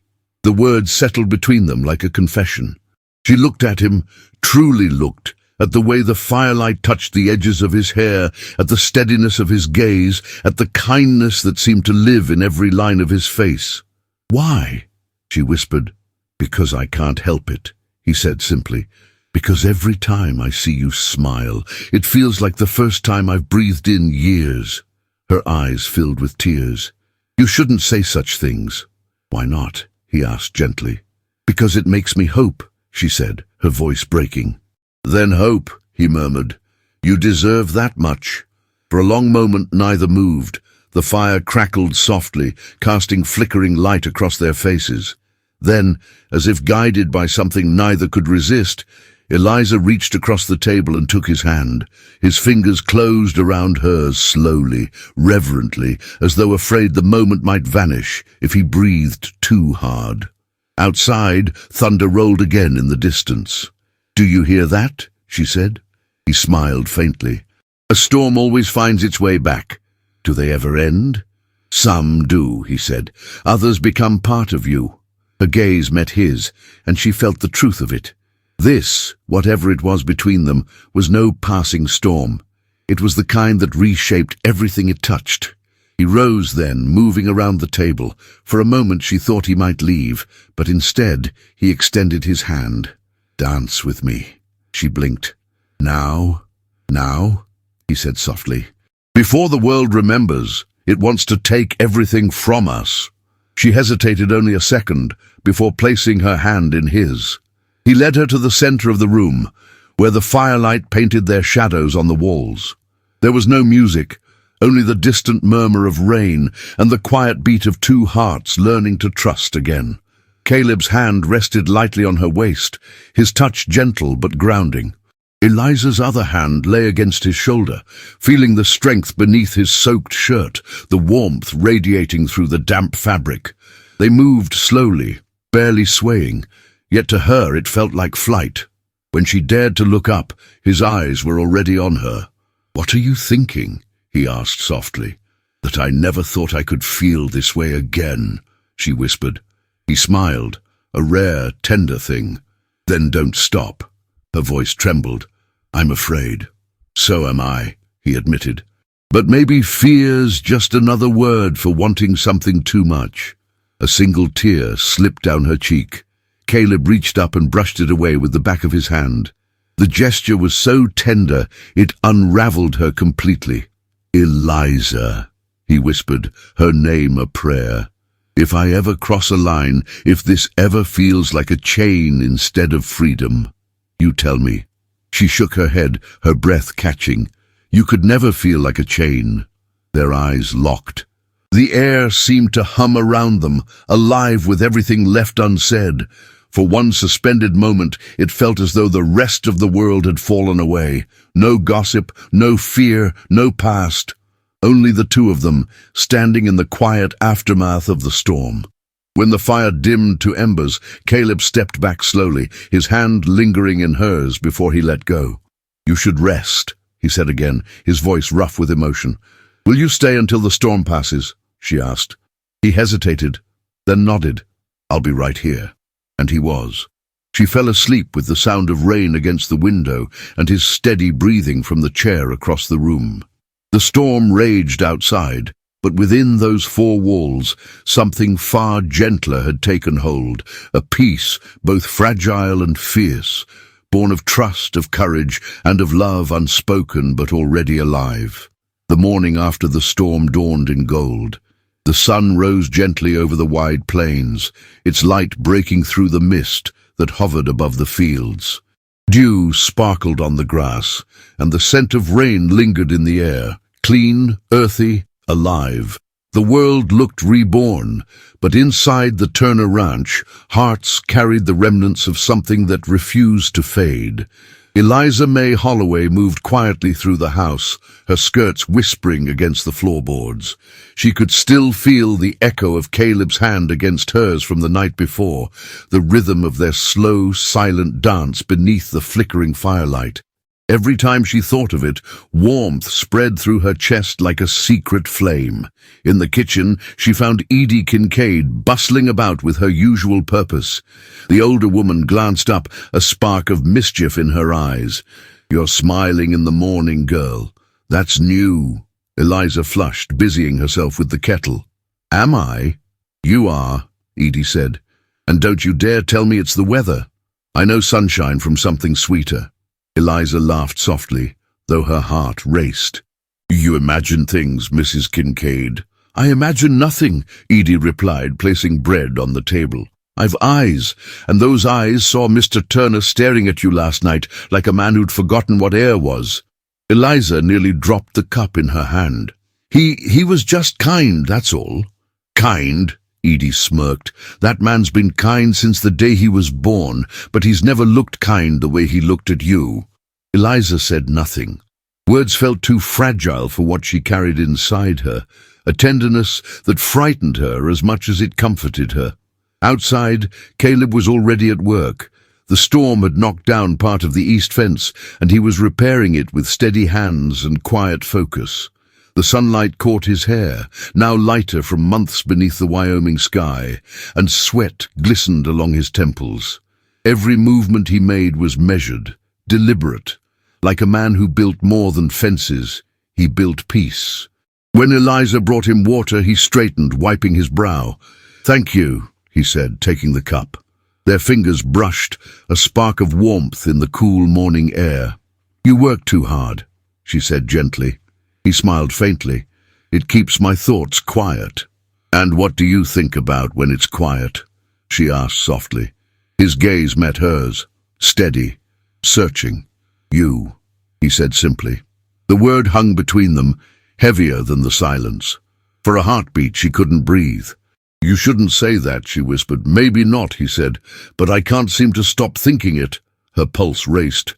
"Caleb," he set down the cup, stepping closer. "You don't have to answer. I just needed you to know." She looked away, her eyes stinging. "I don't deserve the way you see me." He reached out, his voice quiet but firm. "You deserve more than you believe, Eliza. More than this ranch, more than my protection. You deserve peace. And if I could give it to you, I would." She turned back to him, tears glimmering. "You already have." The breeze shifted, carrying the soft sound of distant thunder, faint, far away, like an echo of the storm they had survived together. Later that afternoon, the sheriff rode in. Caleb met him near the barn, his expression unreadable. Eliza watched from the porch, her heart tightening as the men spoke in low voices. Riggs dismounted, tipping his hat. "Turner, Miss Holloway." "Sheriff," Caleb greeted. "What brings you here?" "News," Riggs said, his tone cautious. "Slade's left town." Eliza's breath caught. "Left?" "Headed east, from what I hear," Riggs continued, "but not before leaving a trail of talk behind him. Folks are divided. Some say he's the wronged one. Others are starting to see through his act." Caleb's eyes narrowed. "You believe him gone for good?" Riggs shrugged. "Men like that don't go for good. But he's licked for now. I wanted you both to know." "Thank you," Caleb said. After the sheriff left, silence stretched between them. Eliza's gaze lingered on the road, disappearing into the horizon. "It doesn't feel over," she said softly. Caleb looked toward the same horizon. "Some things don't end all at once. They fade, little by little, until one day you realize they don't scare you anymore." She nodded, though the ache of fear still clung to her ribs. "I want to believe that." He turned to her, his voice steady. "Then I'll believe it for you, until you can." As evening fell, the sky turned rose and gold. The rain-washed fields shimmered, and the air hummed with the sound of crickets. Inside, the house glowed with the soft light of the lamps. Eliza helped Edie with supper, but her mind wandered. Back to Caleb's words, to the way he had looked at her in the sunlight. When the meal was over and the dishes cleared, she found herself standing by the open door, staring at the wide expanse of twilight. Caleb was outside, leaning against the porch rail, his gaze fixed on the fading horizon. "You should rest," she said softly, stepping out. He smiled without turning. "You always tell me that, because you never do it." "Maybe I don't know how anymore," he said quietly. She joined him, the night air cool against her skin. The sky stretched above them, a canvas of deep blue and silver stars. "You've carried too much for too long," she said. "And you?" he asked. "You've carried fear like it was yours to keep." Her lips parted, but she couldn't deny it. "Maybe that's all I know." He turned to face her fully then, his voice low but sure. "Then let me teach you something else." Her breath trembled. "Like what?" He took a step closer. the distance between them narrowing to nothing but air, like what it means to trust again. His words struck her like a promise, gentle yet fierce. The world seemed to blur until all she could see was him, the calm strength in his eyes, the quiet devotion in every line of his face. She felt the pull of it, the dangerous, beautiful pull that came from wanting something she no longer feared. "Caleb," she whispered, her voice shaking, "I don't know if I can." "You already are," he said. She looked up at him, her eyes glistening. "I've been running from the past for so long, I don't know how to stop." "Then stop here," he murmured. "With me." The simplicity of it undid her. Her heart ached with something too vast to contain. She wanted to reach out, to touch him, to let herself believe that maybe she wasn't broken beyond repair. He must have seen it in her face, the battle between fear and longing, because he lifted a hand slowly, giving her time to pull away. When she didn't, his fingers brushed her cheek, warm and rough from work. The touch was light, reverent, like sunlight breaking through storm clouds. "Eliza," he said softly.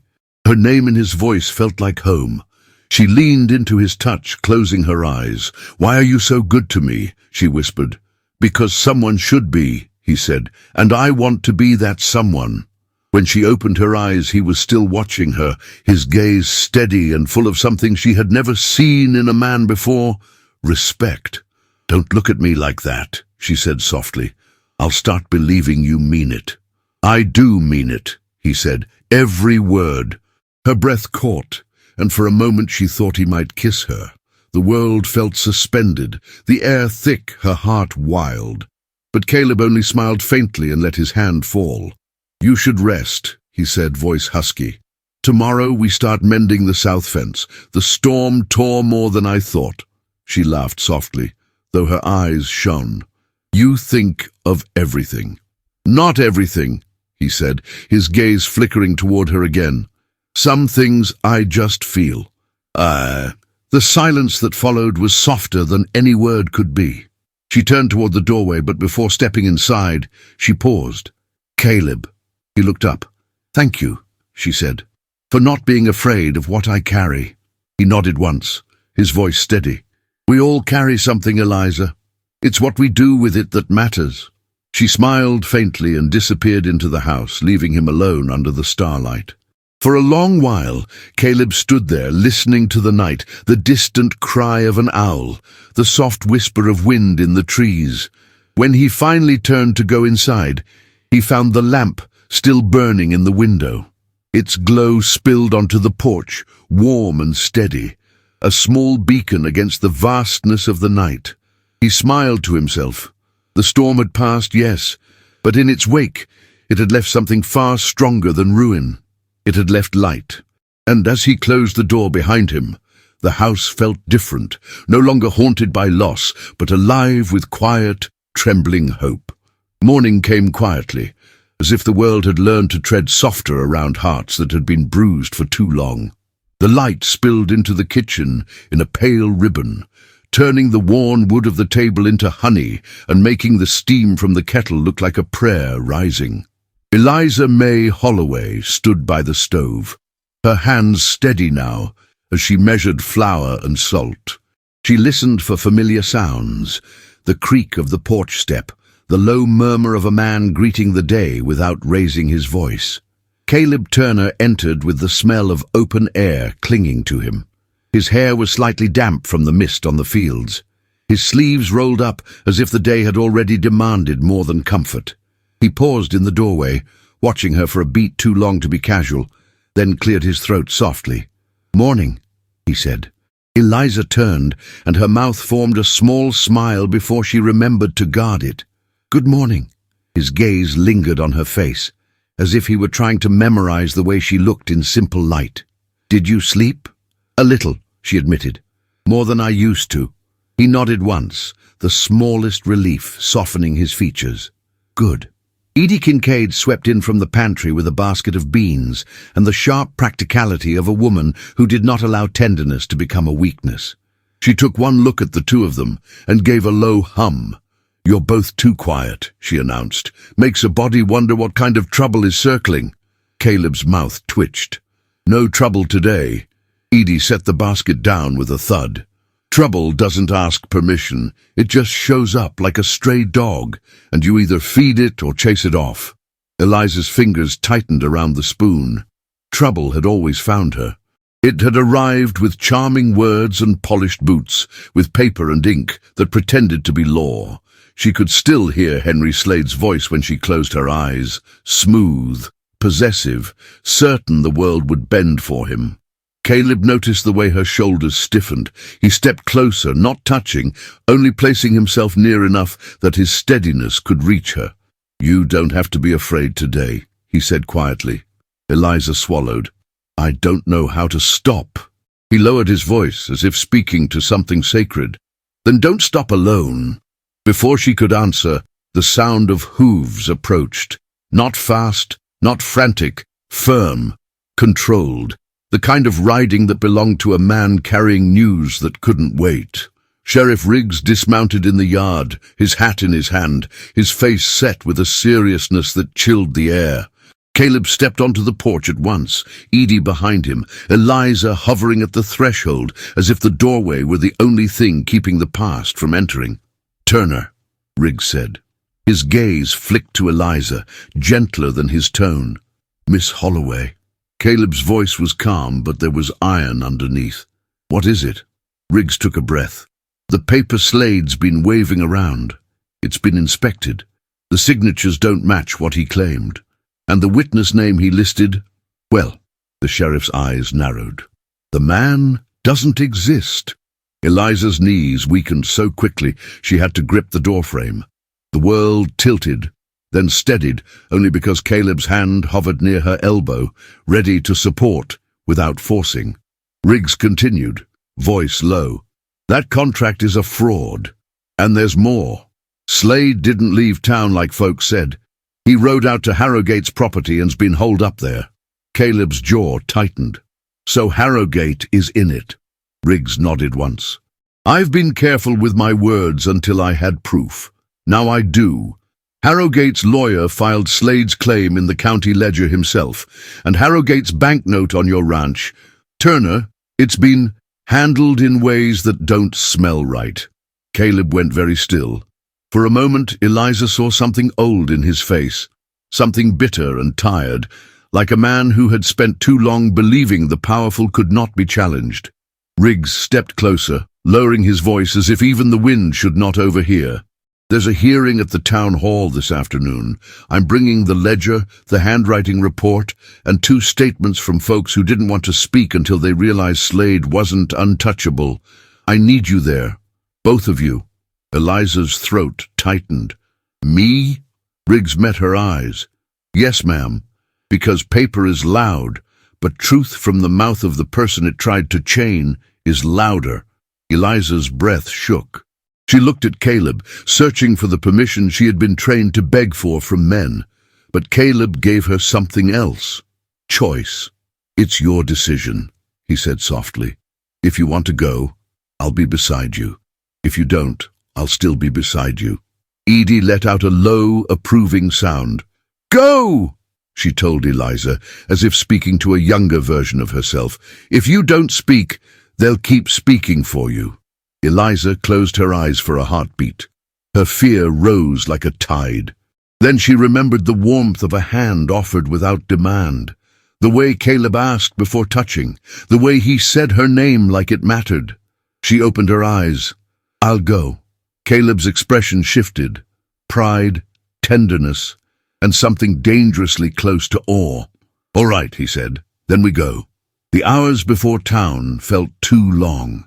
Eliza dressed carefully, choosing the plainest of her dresses, the one that made her look unremarkable. It was an old instinct. If she could disappear, she could survive. But when she stepped into the kitchen, Edie clicked her tongue. "No," Edie said briskly, crossing the room to a small cedar chest. She opened it and withdrew a shawl. Deep, warm fabric, clean and folded as if it had been waiting for this moment. "You wear this." Eliza stared. She knew that shawl. She had seen it once, folded away like a sacred relic. Edie's voice softened. It was Lillian's. Don't you get that look? That woman had a heart bigger than Wyoming. She wouldn't want her things to live in a drawer while another woman trembles in the cold. Eliza's hands shook as she reached for it. I shouldn't. Edie shook her head. You should. It's not a crown. It's warmth. And sometimes warmth is how you remind the world you're still alive. Eliza wrapped it around her shoulders, the fabric settling like a blessing. It smelled faintly of lavender and old cedar, not of ghosts, but of something once loved. When Caleb saw her in it, he stopped mid-step. His eyes darkened, not with anger, something softer, deeper. Eliza, he said, voice rough. That's... Edie lifted her chin. Don't you start. It suits her. Caleb swallowed, his gaze fixed on Eliza, as if she had become a sight he could not bear to lose. It does, he murmured. Then, gentler. Are you sure you want to do this? Eliza lifted her chin.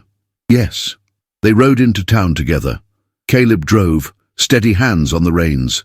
Eliza sat beside him, the shawl tight around her shoulders, the wind tugging at loose strands of hair.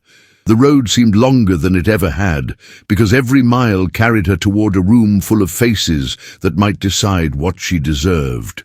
When they reached Silver Creek, people were already gathering outside the town hall. The building was modest, but today it looked like a courthouse in Eliza's mind, an altar where her worth would be judged.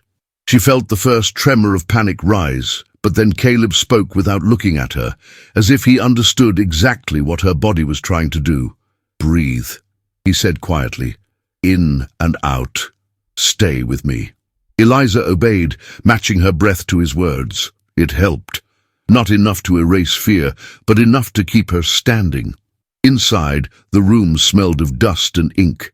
Men filled the benches, women clustered along the walls, whispering behind fans and gloved hands. Harrogate sat near the front, broad-shouldered, polished, expensive.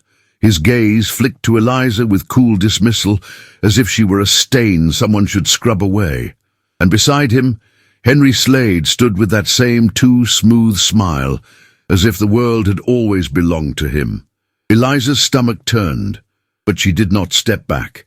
Caleb moved with her, close enough that she could feel his presence like a shield. Yet he did not touch her. Not unless she asked. Not unless she chose. Sheriff Riggs stepped forward and called the room to order, voices quieted. Papers were placed on the table. The murmur of the crowd turned to a tense hush. Riggs began with the facts, steady, plain, undeniable. He explained the forged witness, the mismatched signatures, the ledger entries filed under Harrogate's lawyer. Then he held up the so-called contract. This, Riggs said, voice carrying across the room, is not lawful. It is not enforceable. It is a fraud designed to coerce. Slade's smile tightened. Sheriff, he drawled, you're a romantic man if you think a poor girl's tears can erase a signature. Eliza felt heat rise behind her eyes, but she forced herself to remain still. Caleb's gaze locked on Slade like a rifle sight. Riggs looked at Eliza. Miss Holloway, he said gently, tell them. Eliza stepped forward. The floor seemed to sway beneath her, faces blurred. The room felt too hot, too bright. Her voice nearly failed her until she felt the weight of Lillian's shawl, and in that weight she felt a woman she had never met, lending her courage. Eliza's eyes lifted. I signed something, she said, voice quiet at first. But I did not understand it. I was told it was for wages. I was frightened. I had nowhere to go. And when I tried to leave, I was told I owed a debt that would never end. Slade scoffed softly. So dramatic. Eliza turned her eyes to him, and something in her changed. Fear had shaped her for years, but now in front of a room full of witnesses, she felt something else shape her instead. Dignity. You called me yours, Eliza said, her voice stronger. You said paper could make a person property, but paper is only paper. It cannot change what God made me. A ripple moved through the room, some women stiffening, some men shifting uncomfortably, as if the truth had slapped them awake. Eliza continued, the words spilling now because she could no longer hold them back. I fled because I wanted to live. I wanted work that did not come with threats. I wanted to breathe without permission.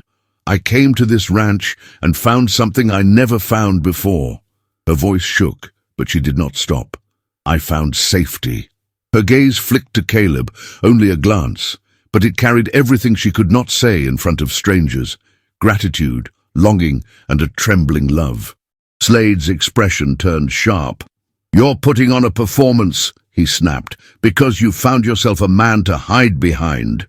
Eliza drew a breath. No, she said, clear as a bell. I am standing in front of you. The room went so quiet, Eliza could hear her own heartbeat. Harrogate leaned forward, voice smooth with contempt. This is sentimental nonsense, he said. A hired girl's story does not overturn contracts. Riggs placed another paper on the table. Then perhaps the bank's own ledger will interest you.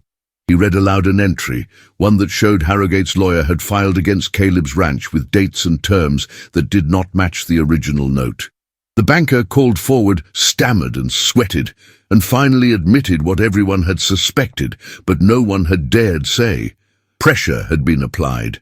The note had been twisted to force a sale. Caleb's hands clenched at his sides. He had lived with that quiet threat like an old wound, accepting it as the price of being smaller than the men who owned half the valley. Riggs lifted his gaze to the room. This is not only about Miss Holloway, he said. It is about men who think influence can rewrite truth.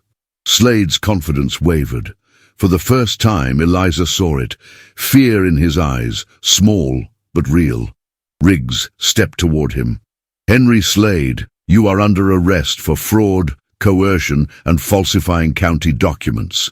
A stir ran through the crowd like wind through grass. Slade took a half step back, his face twisting. You can't, he hissed. You can't do this to me. Riggs's voice was cold. Watch me. When the deputy moved in, Slade's gaze snapped to Eliza, burning.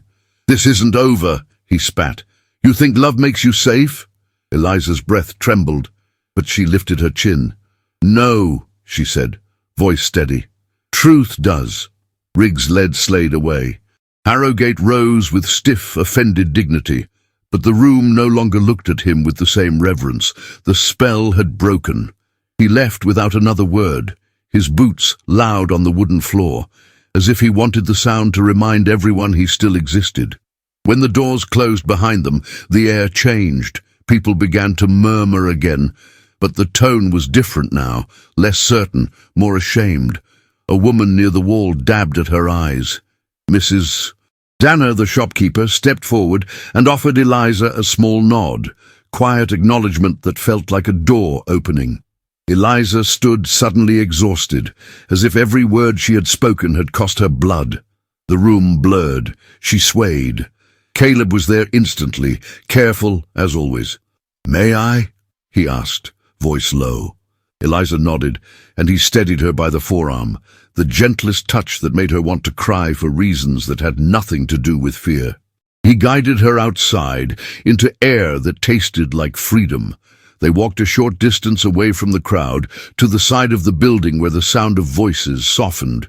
Eliza leaned against the wall, eyes closed, breathing hard. It's done, Caleb murmured. Eliza let out a shaky laugh that turned into tears. I spoke, she whispered.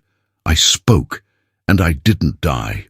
Caleb's gaze held hers, and in it she saw something fierce and tender at once. You didn't just speak, he said quietly. You stood. Eliza's lips trembled. I was so afraid. I know, he said. And you stayed, she whispered. You stayed the whole time. His voice roughened. I told you I would. Eliza looked at him then, really looked, and something inside her finally stopped running.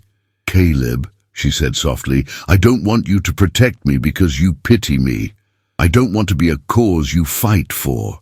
His eyes darkened. You think that's what this is? I need to hear it, she admitted, tears shining. I need to know what I am to you. Caleb's breath caught. He lifted a hand slowly, as if even the air between them required permission. "May I?" he asked again, softer now. Eliza nodded. His fingers brushed her cheek, thumb near the corner of her mouth, the touch reverent. "You are not my pity," he said, each word deliberate. "You are my peace, the kind I thought I'd never have again." Eliza's chest ached. "And what if I can't be perfect? What if I still wake with fear some nights?" Caleb's eyes softened. "Then I'll sit on the porch with you," he murmured. "Like the first night, and the next, and every night after." Eliza's breath shook. "That sounds like forever." "I want forever," he said, voice breaking on the truth. "If you'll have it." The world seemed to go quiet around them. Even the distant voices sounded far away, as if the town had become a blur, and only this moment remained solid. Eliza lifted her trembling hand and placed it over his at her cheek. Her fingers curled, not clinging, not begging, choosing. "I don't know how to love without flinching," she whispered. Caleb leaned closer, his forehead nearly touching hers.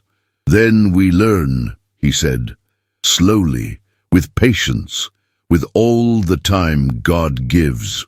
Eliza closed her eyes, and when she opened them again, she found his gaze waiting, asking without words. "May I kiss you?" Caleb murmured, his voice barely audible. The question shattered her in the sweetest way. No man had ever asked her that. They had taken, they had demanded, they had assumed. She nodded, tears sliding down her cheeks. "Yes," she whispered. "Yes." Caleb kissed her gently, as if he were sealing a promise rather than taking a prize. It was soft, steady, trembling with restraint, and it felt like warmth spreading into every crack fear had carved into her. Eliza's hand rose to his shoulder, feeling the strength there, and for the first time in her life she did not pull away from closeness. She leaned into it. She chose it. When they parted, Caleb stayed close, his voice rough with emotion. "You're safe," he whispered. Eliza exhaled, shaking. "I feel it."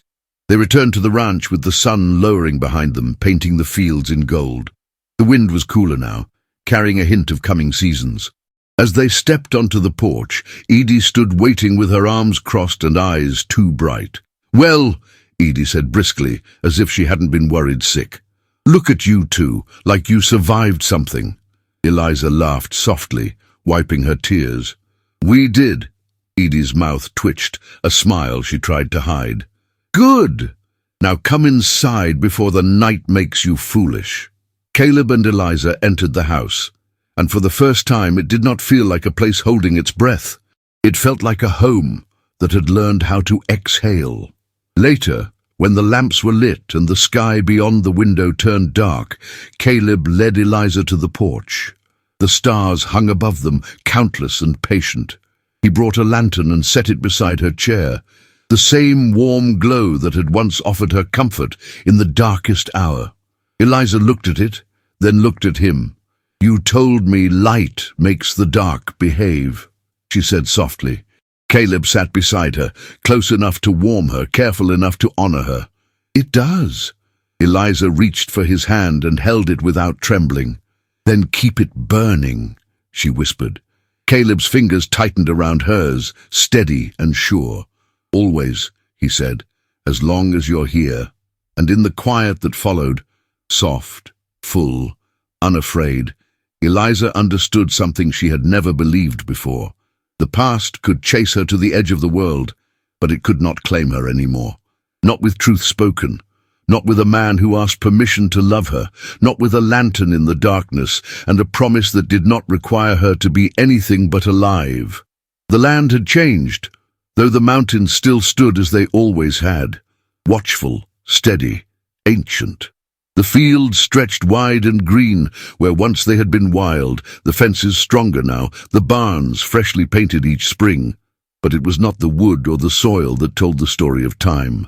It was the laughter that carried across the Turner Ranch at dusk, the laughter of children who had never known fear, chasing one another beneath skies that once bore storms.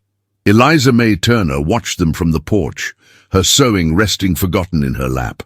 The youngest, a boy of 5 with Caleb's quiet eyes, was trying to catch a grasshopper. Beside him, his sister, 7, with Eliza's dark hair and will of iron, stood with her hands on her hips, lecturing him about kindness to smaller creatures. The sight made Eliza smile, her heart softening with the kind of ache that only comes from joy, hard-earned. From the barn came the steady rhythm of hammer against wood.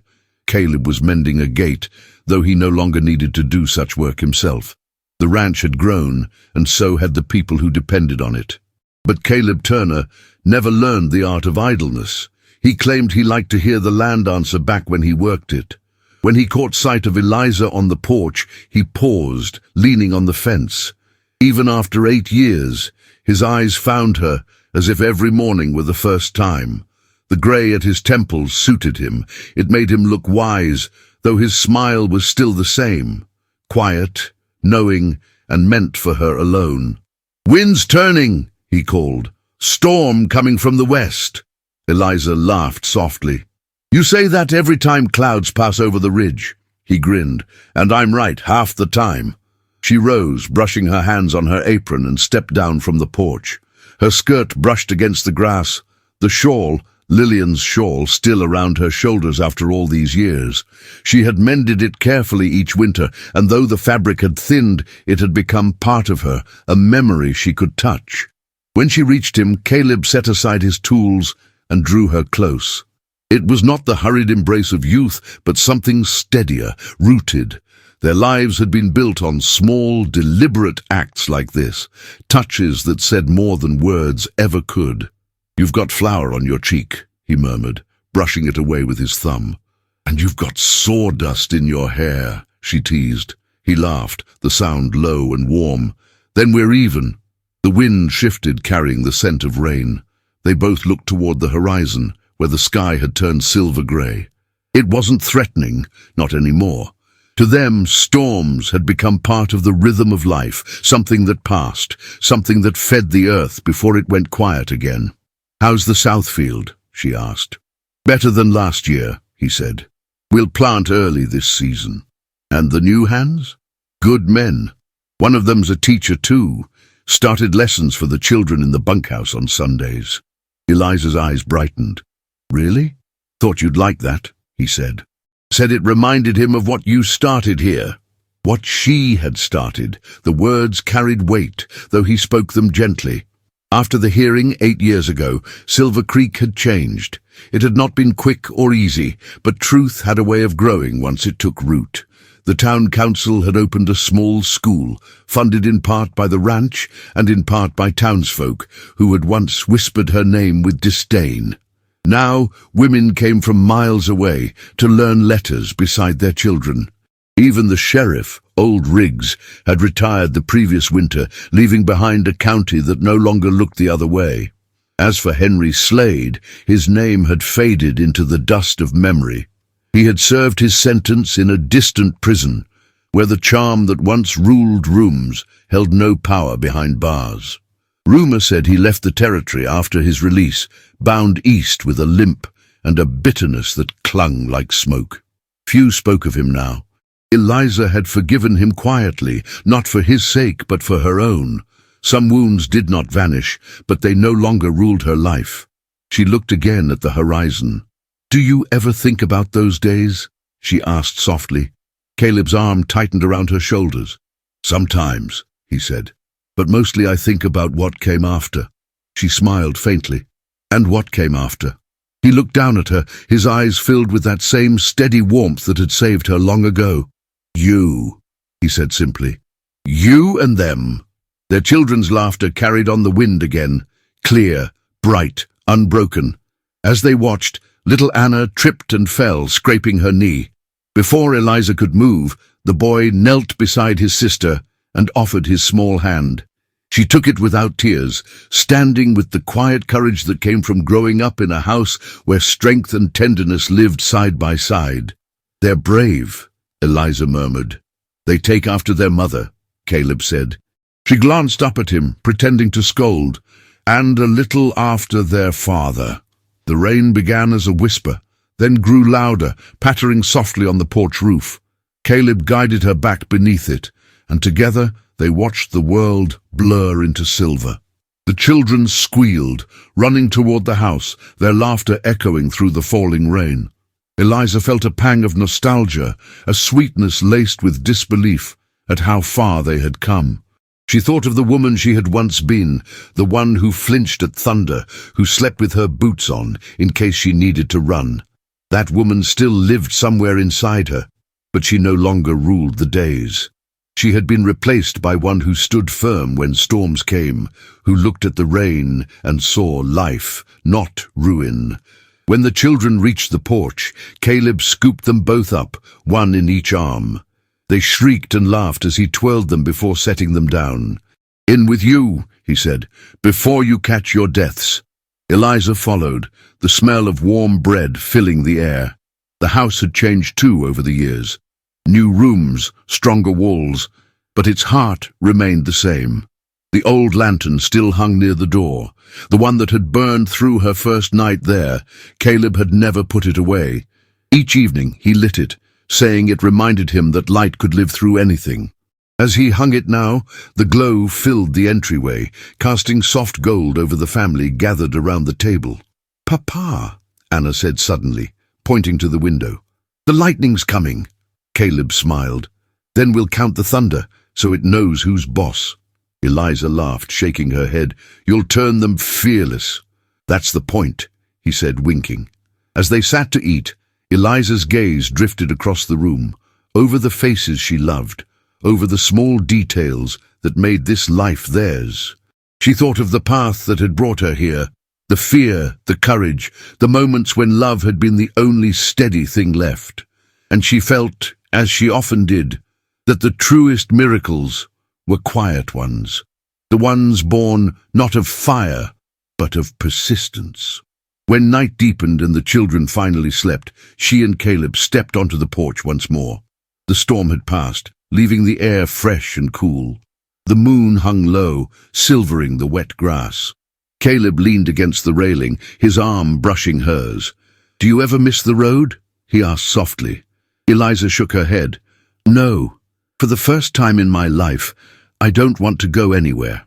He smiled, looking out across the land. "Then I did something right." "You did more than right," she whispered. "You stayed." They stood in silence for a long moment, listening to the crickets, the soft creak of the boards beneath their feet. Finally, Eliza spoke again, her voice filled with gentle wonder. 8 years, she said. "It feels both like a lifetime and a breath." Caleb turned to her, brushing a strand of hair from her face. "Then let's make it another 8. She smiled through the shimmer of tears that weren't quite sorrow. And another after that. The lantern burned beside them, its light steady against the night. The wind moved through the fields, whispering through the wheat, carrying the scent of rain and the echo of children's laughter. Once, storms had brought only fear. Now they brought renewal. Once, love had been something fragile. Now, it was the root that held everything steady. And as Eliza leaned into Caleb's shoulder, feeling the warmth of him against the cool air, she knew the truth she had spent a lifetime learning, that some storms do not pass, they become home. Every story leaves a mark, but some linger a little longer in the heart. Eliza Mae and Caleb's journey reminds us that even the deepest scars can become the soil where love takes root again. Their story wasn't about perfection or grand gestures. It was about the quiet bravery of beginning again, about the power of gentleness in a world that too often forgets its strength. And above all, it was about how trust, once broken, can still be rebuilt, slowly, patiently, and beautifully. If this story touched you, if you felt the warmth of that lantern shining through the storm, tell us what part stayed with you the most. I would love to read your thoughts in the comments. And if you made it to the very end, write the word lantern below, so we'll know you carried the light with us all the way. Your support keeps stories like this alive. If you wish, you can send a super thanks on YouTube. Any amount helps the small team that creates these emotional journeys for you every week. But if that's not possible right now, you can still help us by sharing this story with someone who loves heartfelt period romances as much as you do. And before you go, don't forget to watch the other stories I've left for you in the cards, each one filled with passion, resilience, and the kind of love that endures beyond time. Thank you for watching, for feeling, and for keeping the flame of romance alive with us.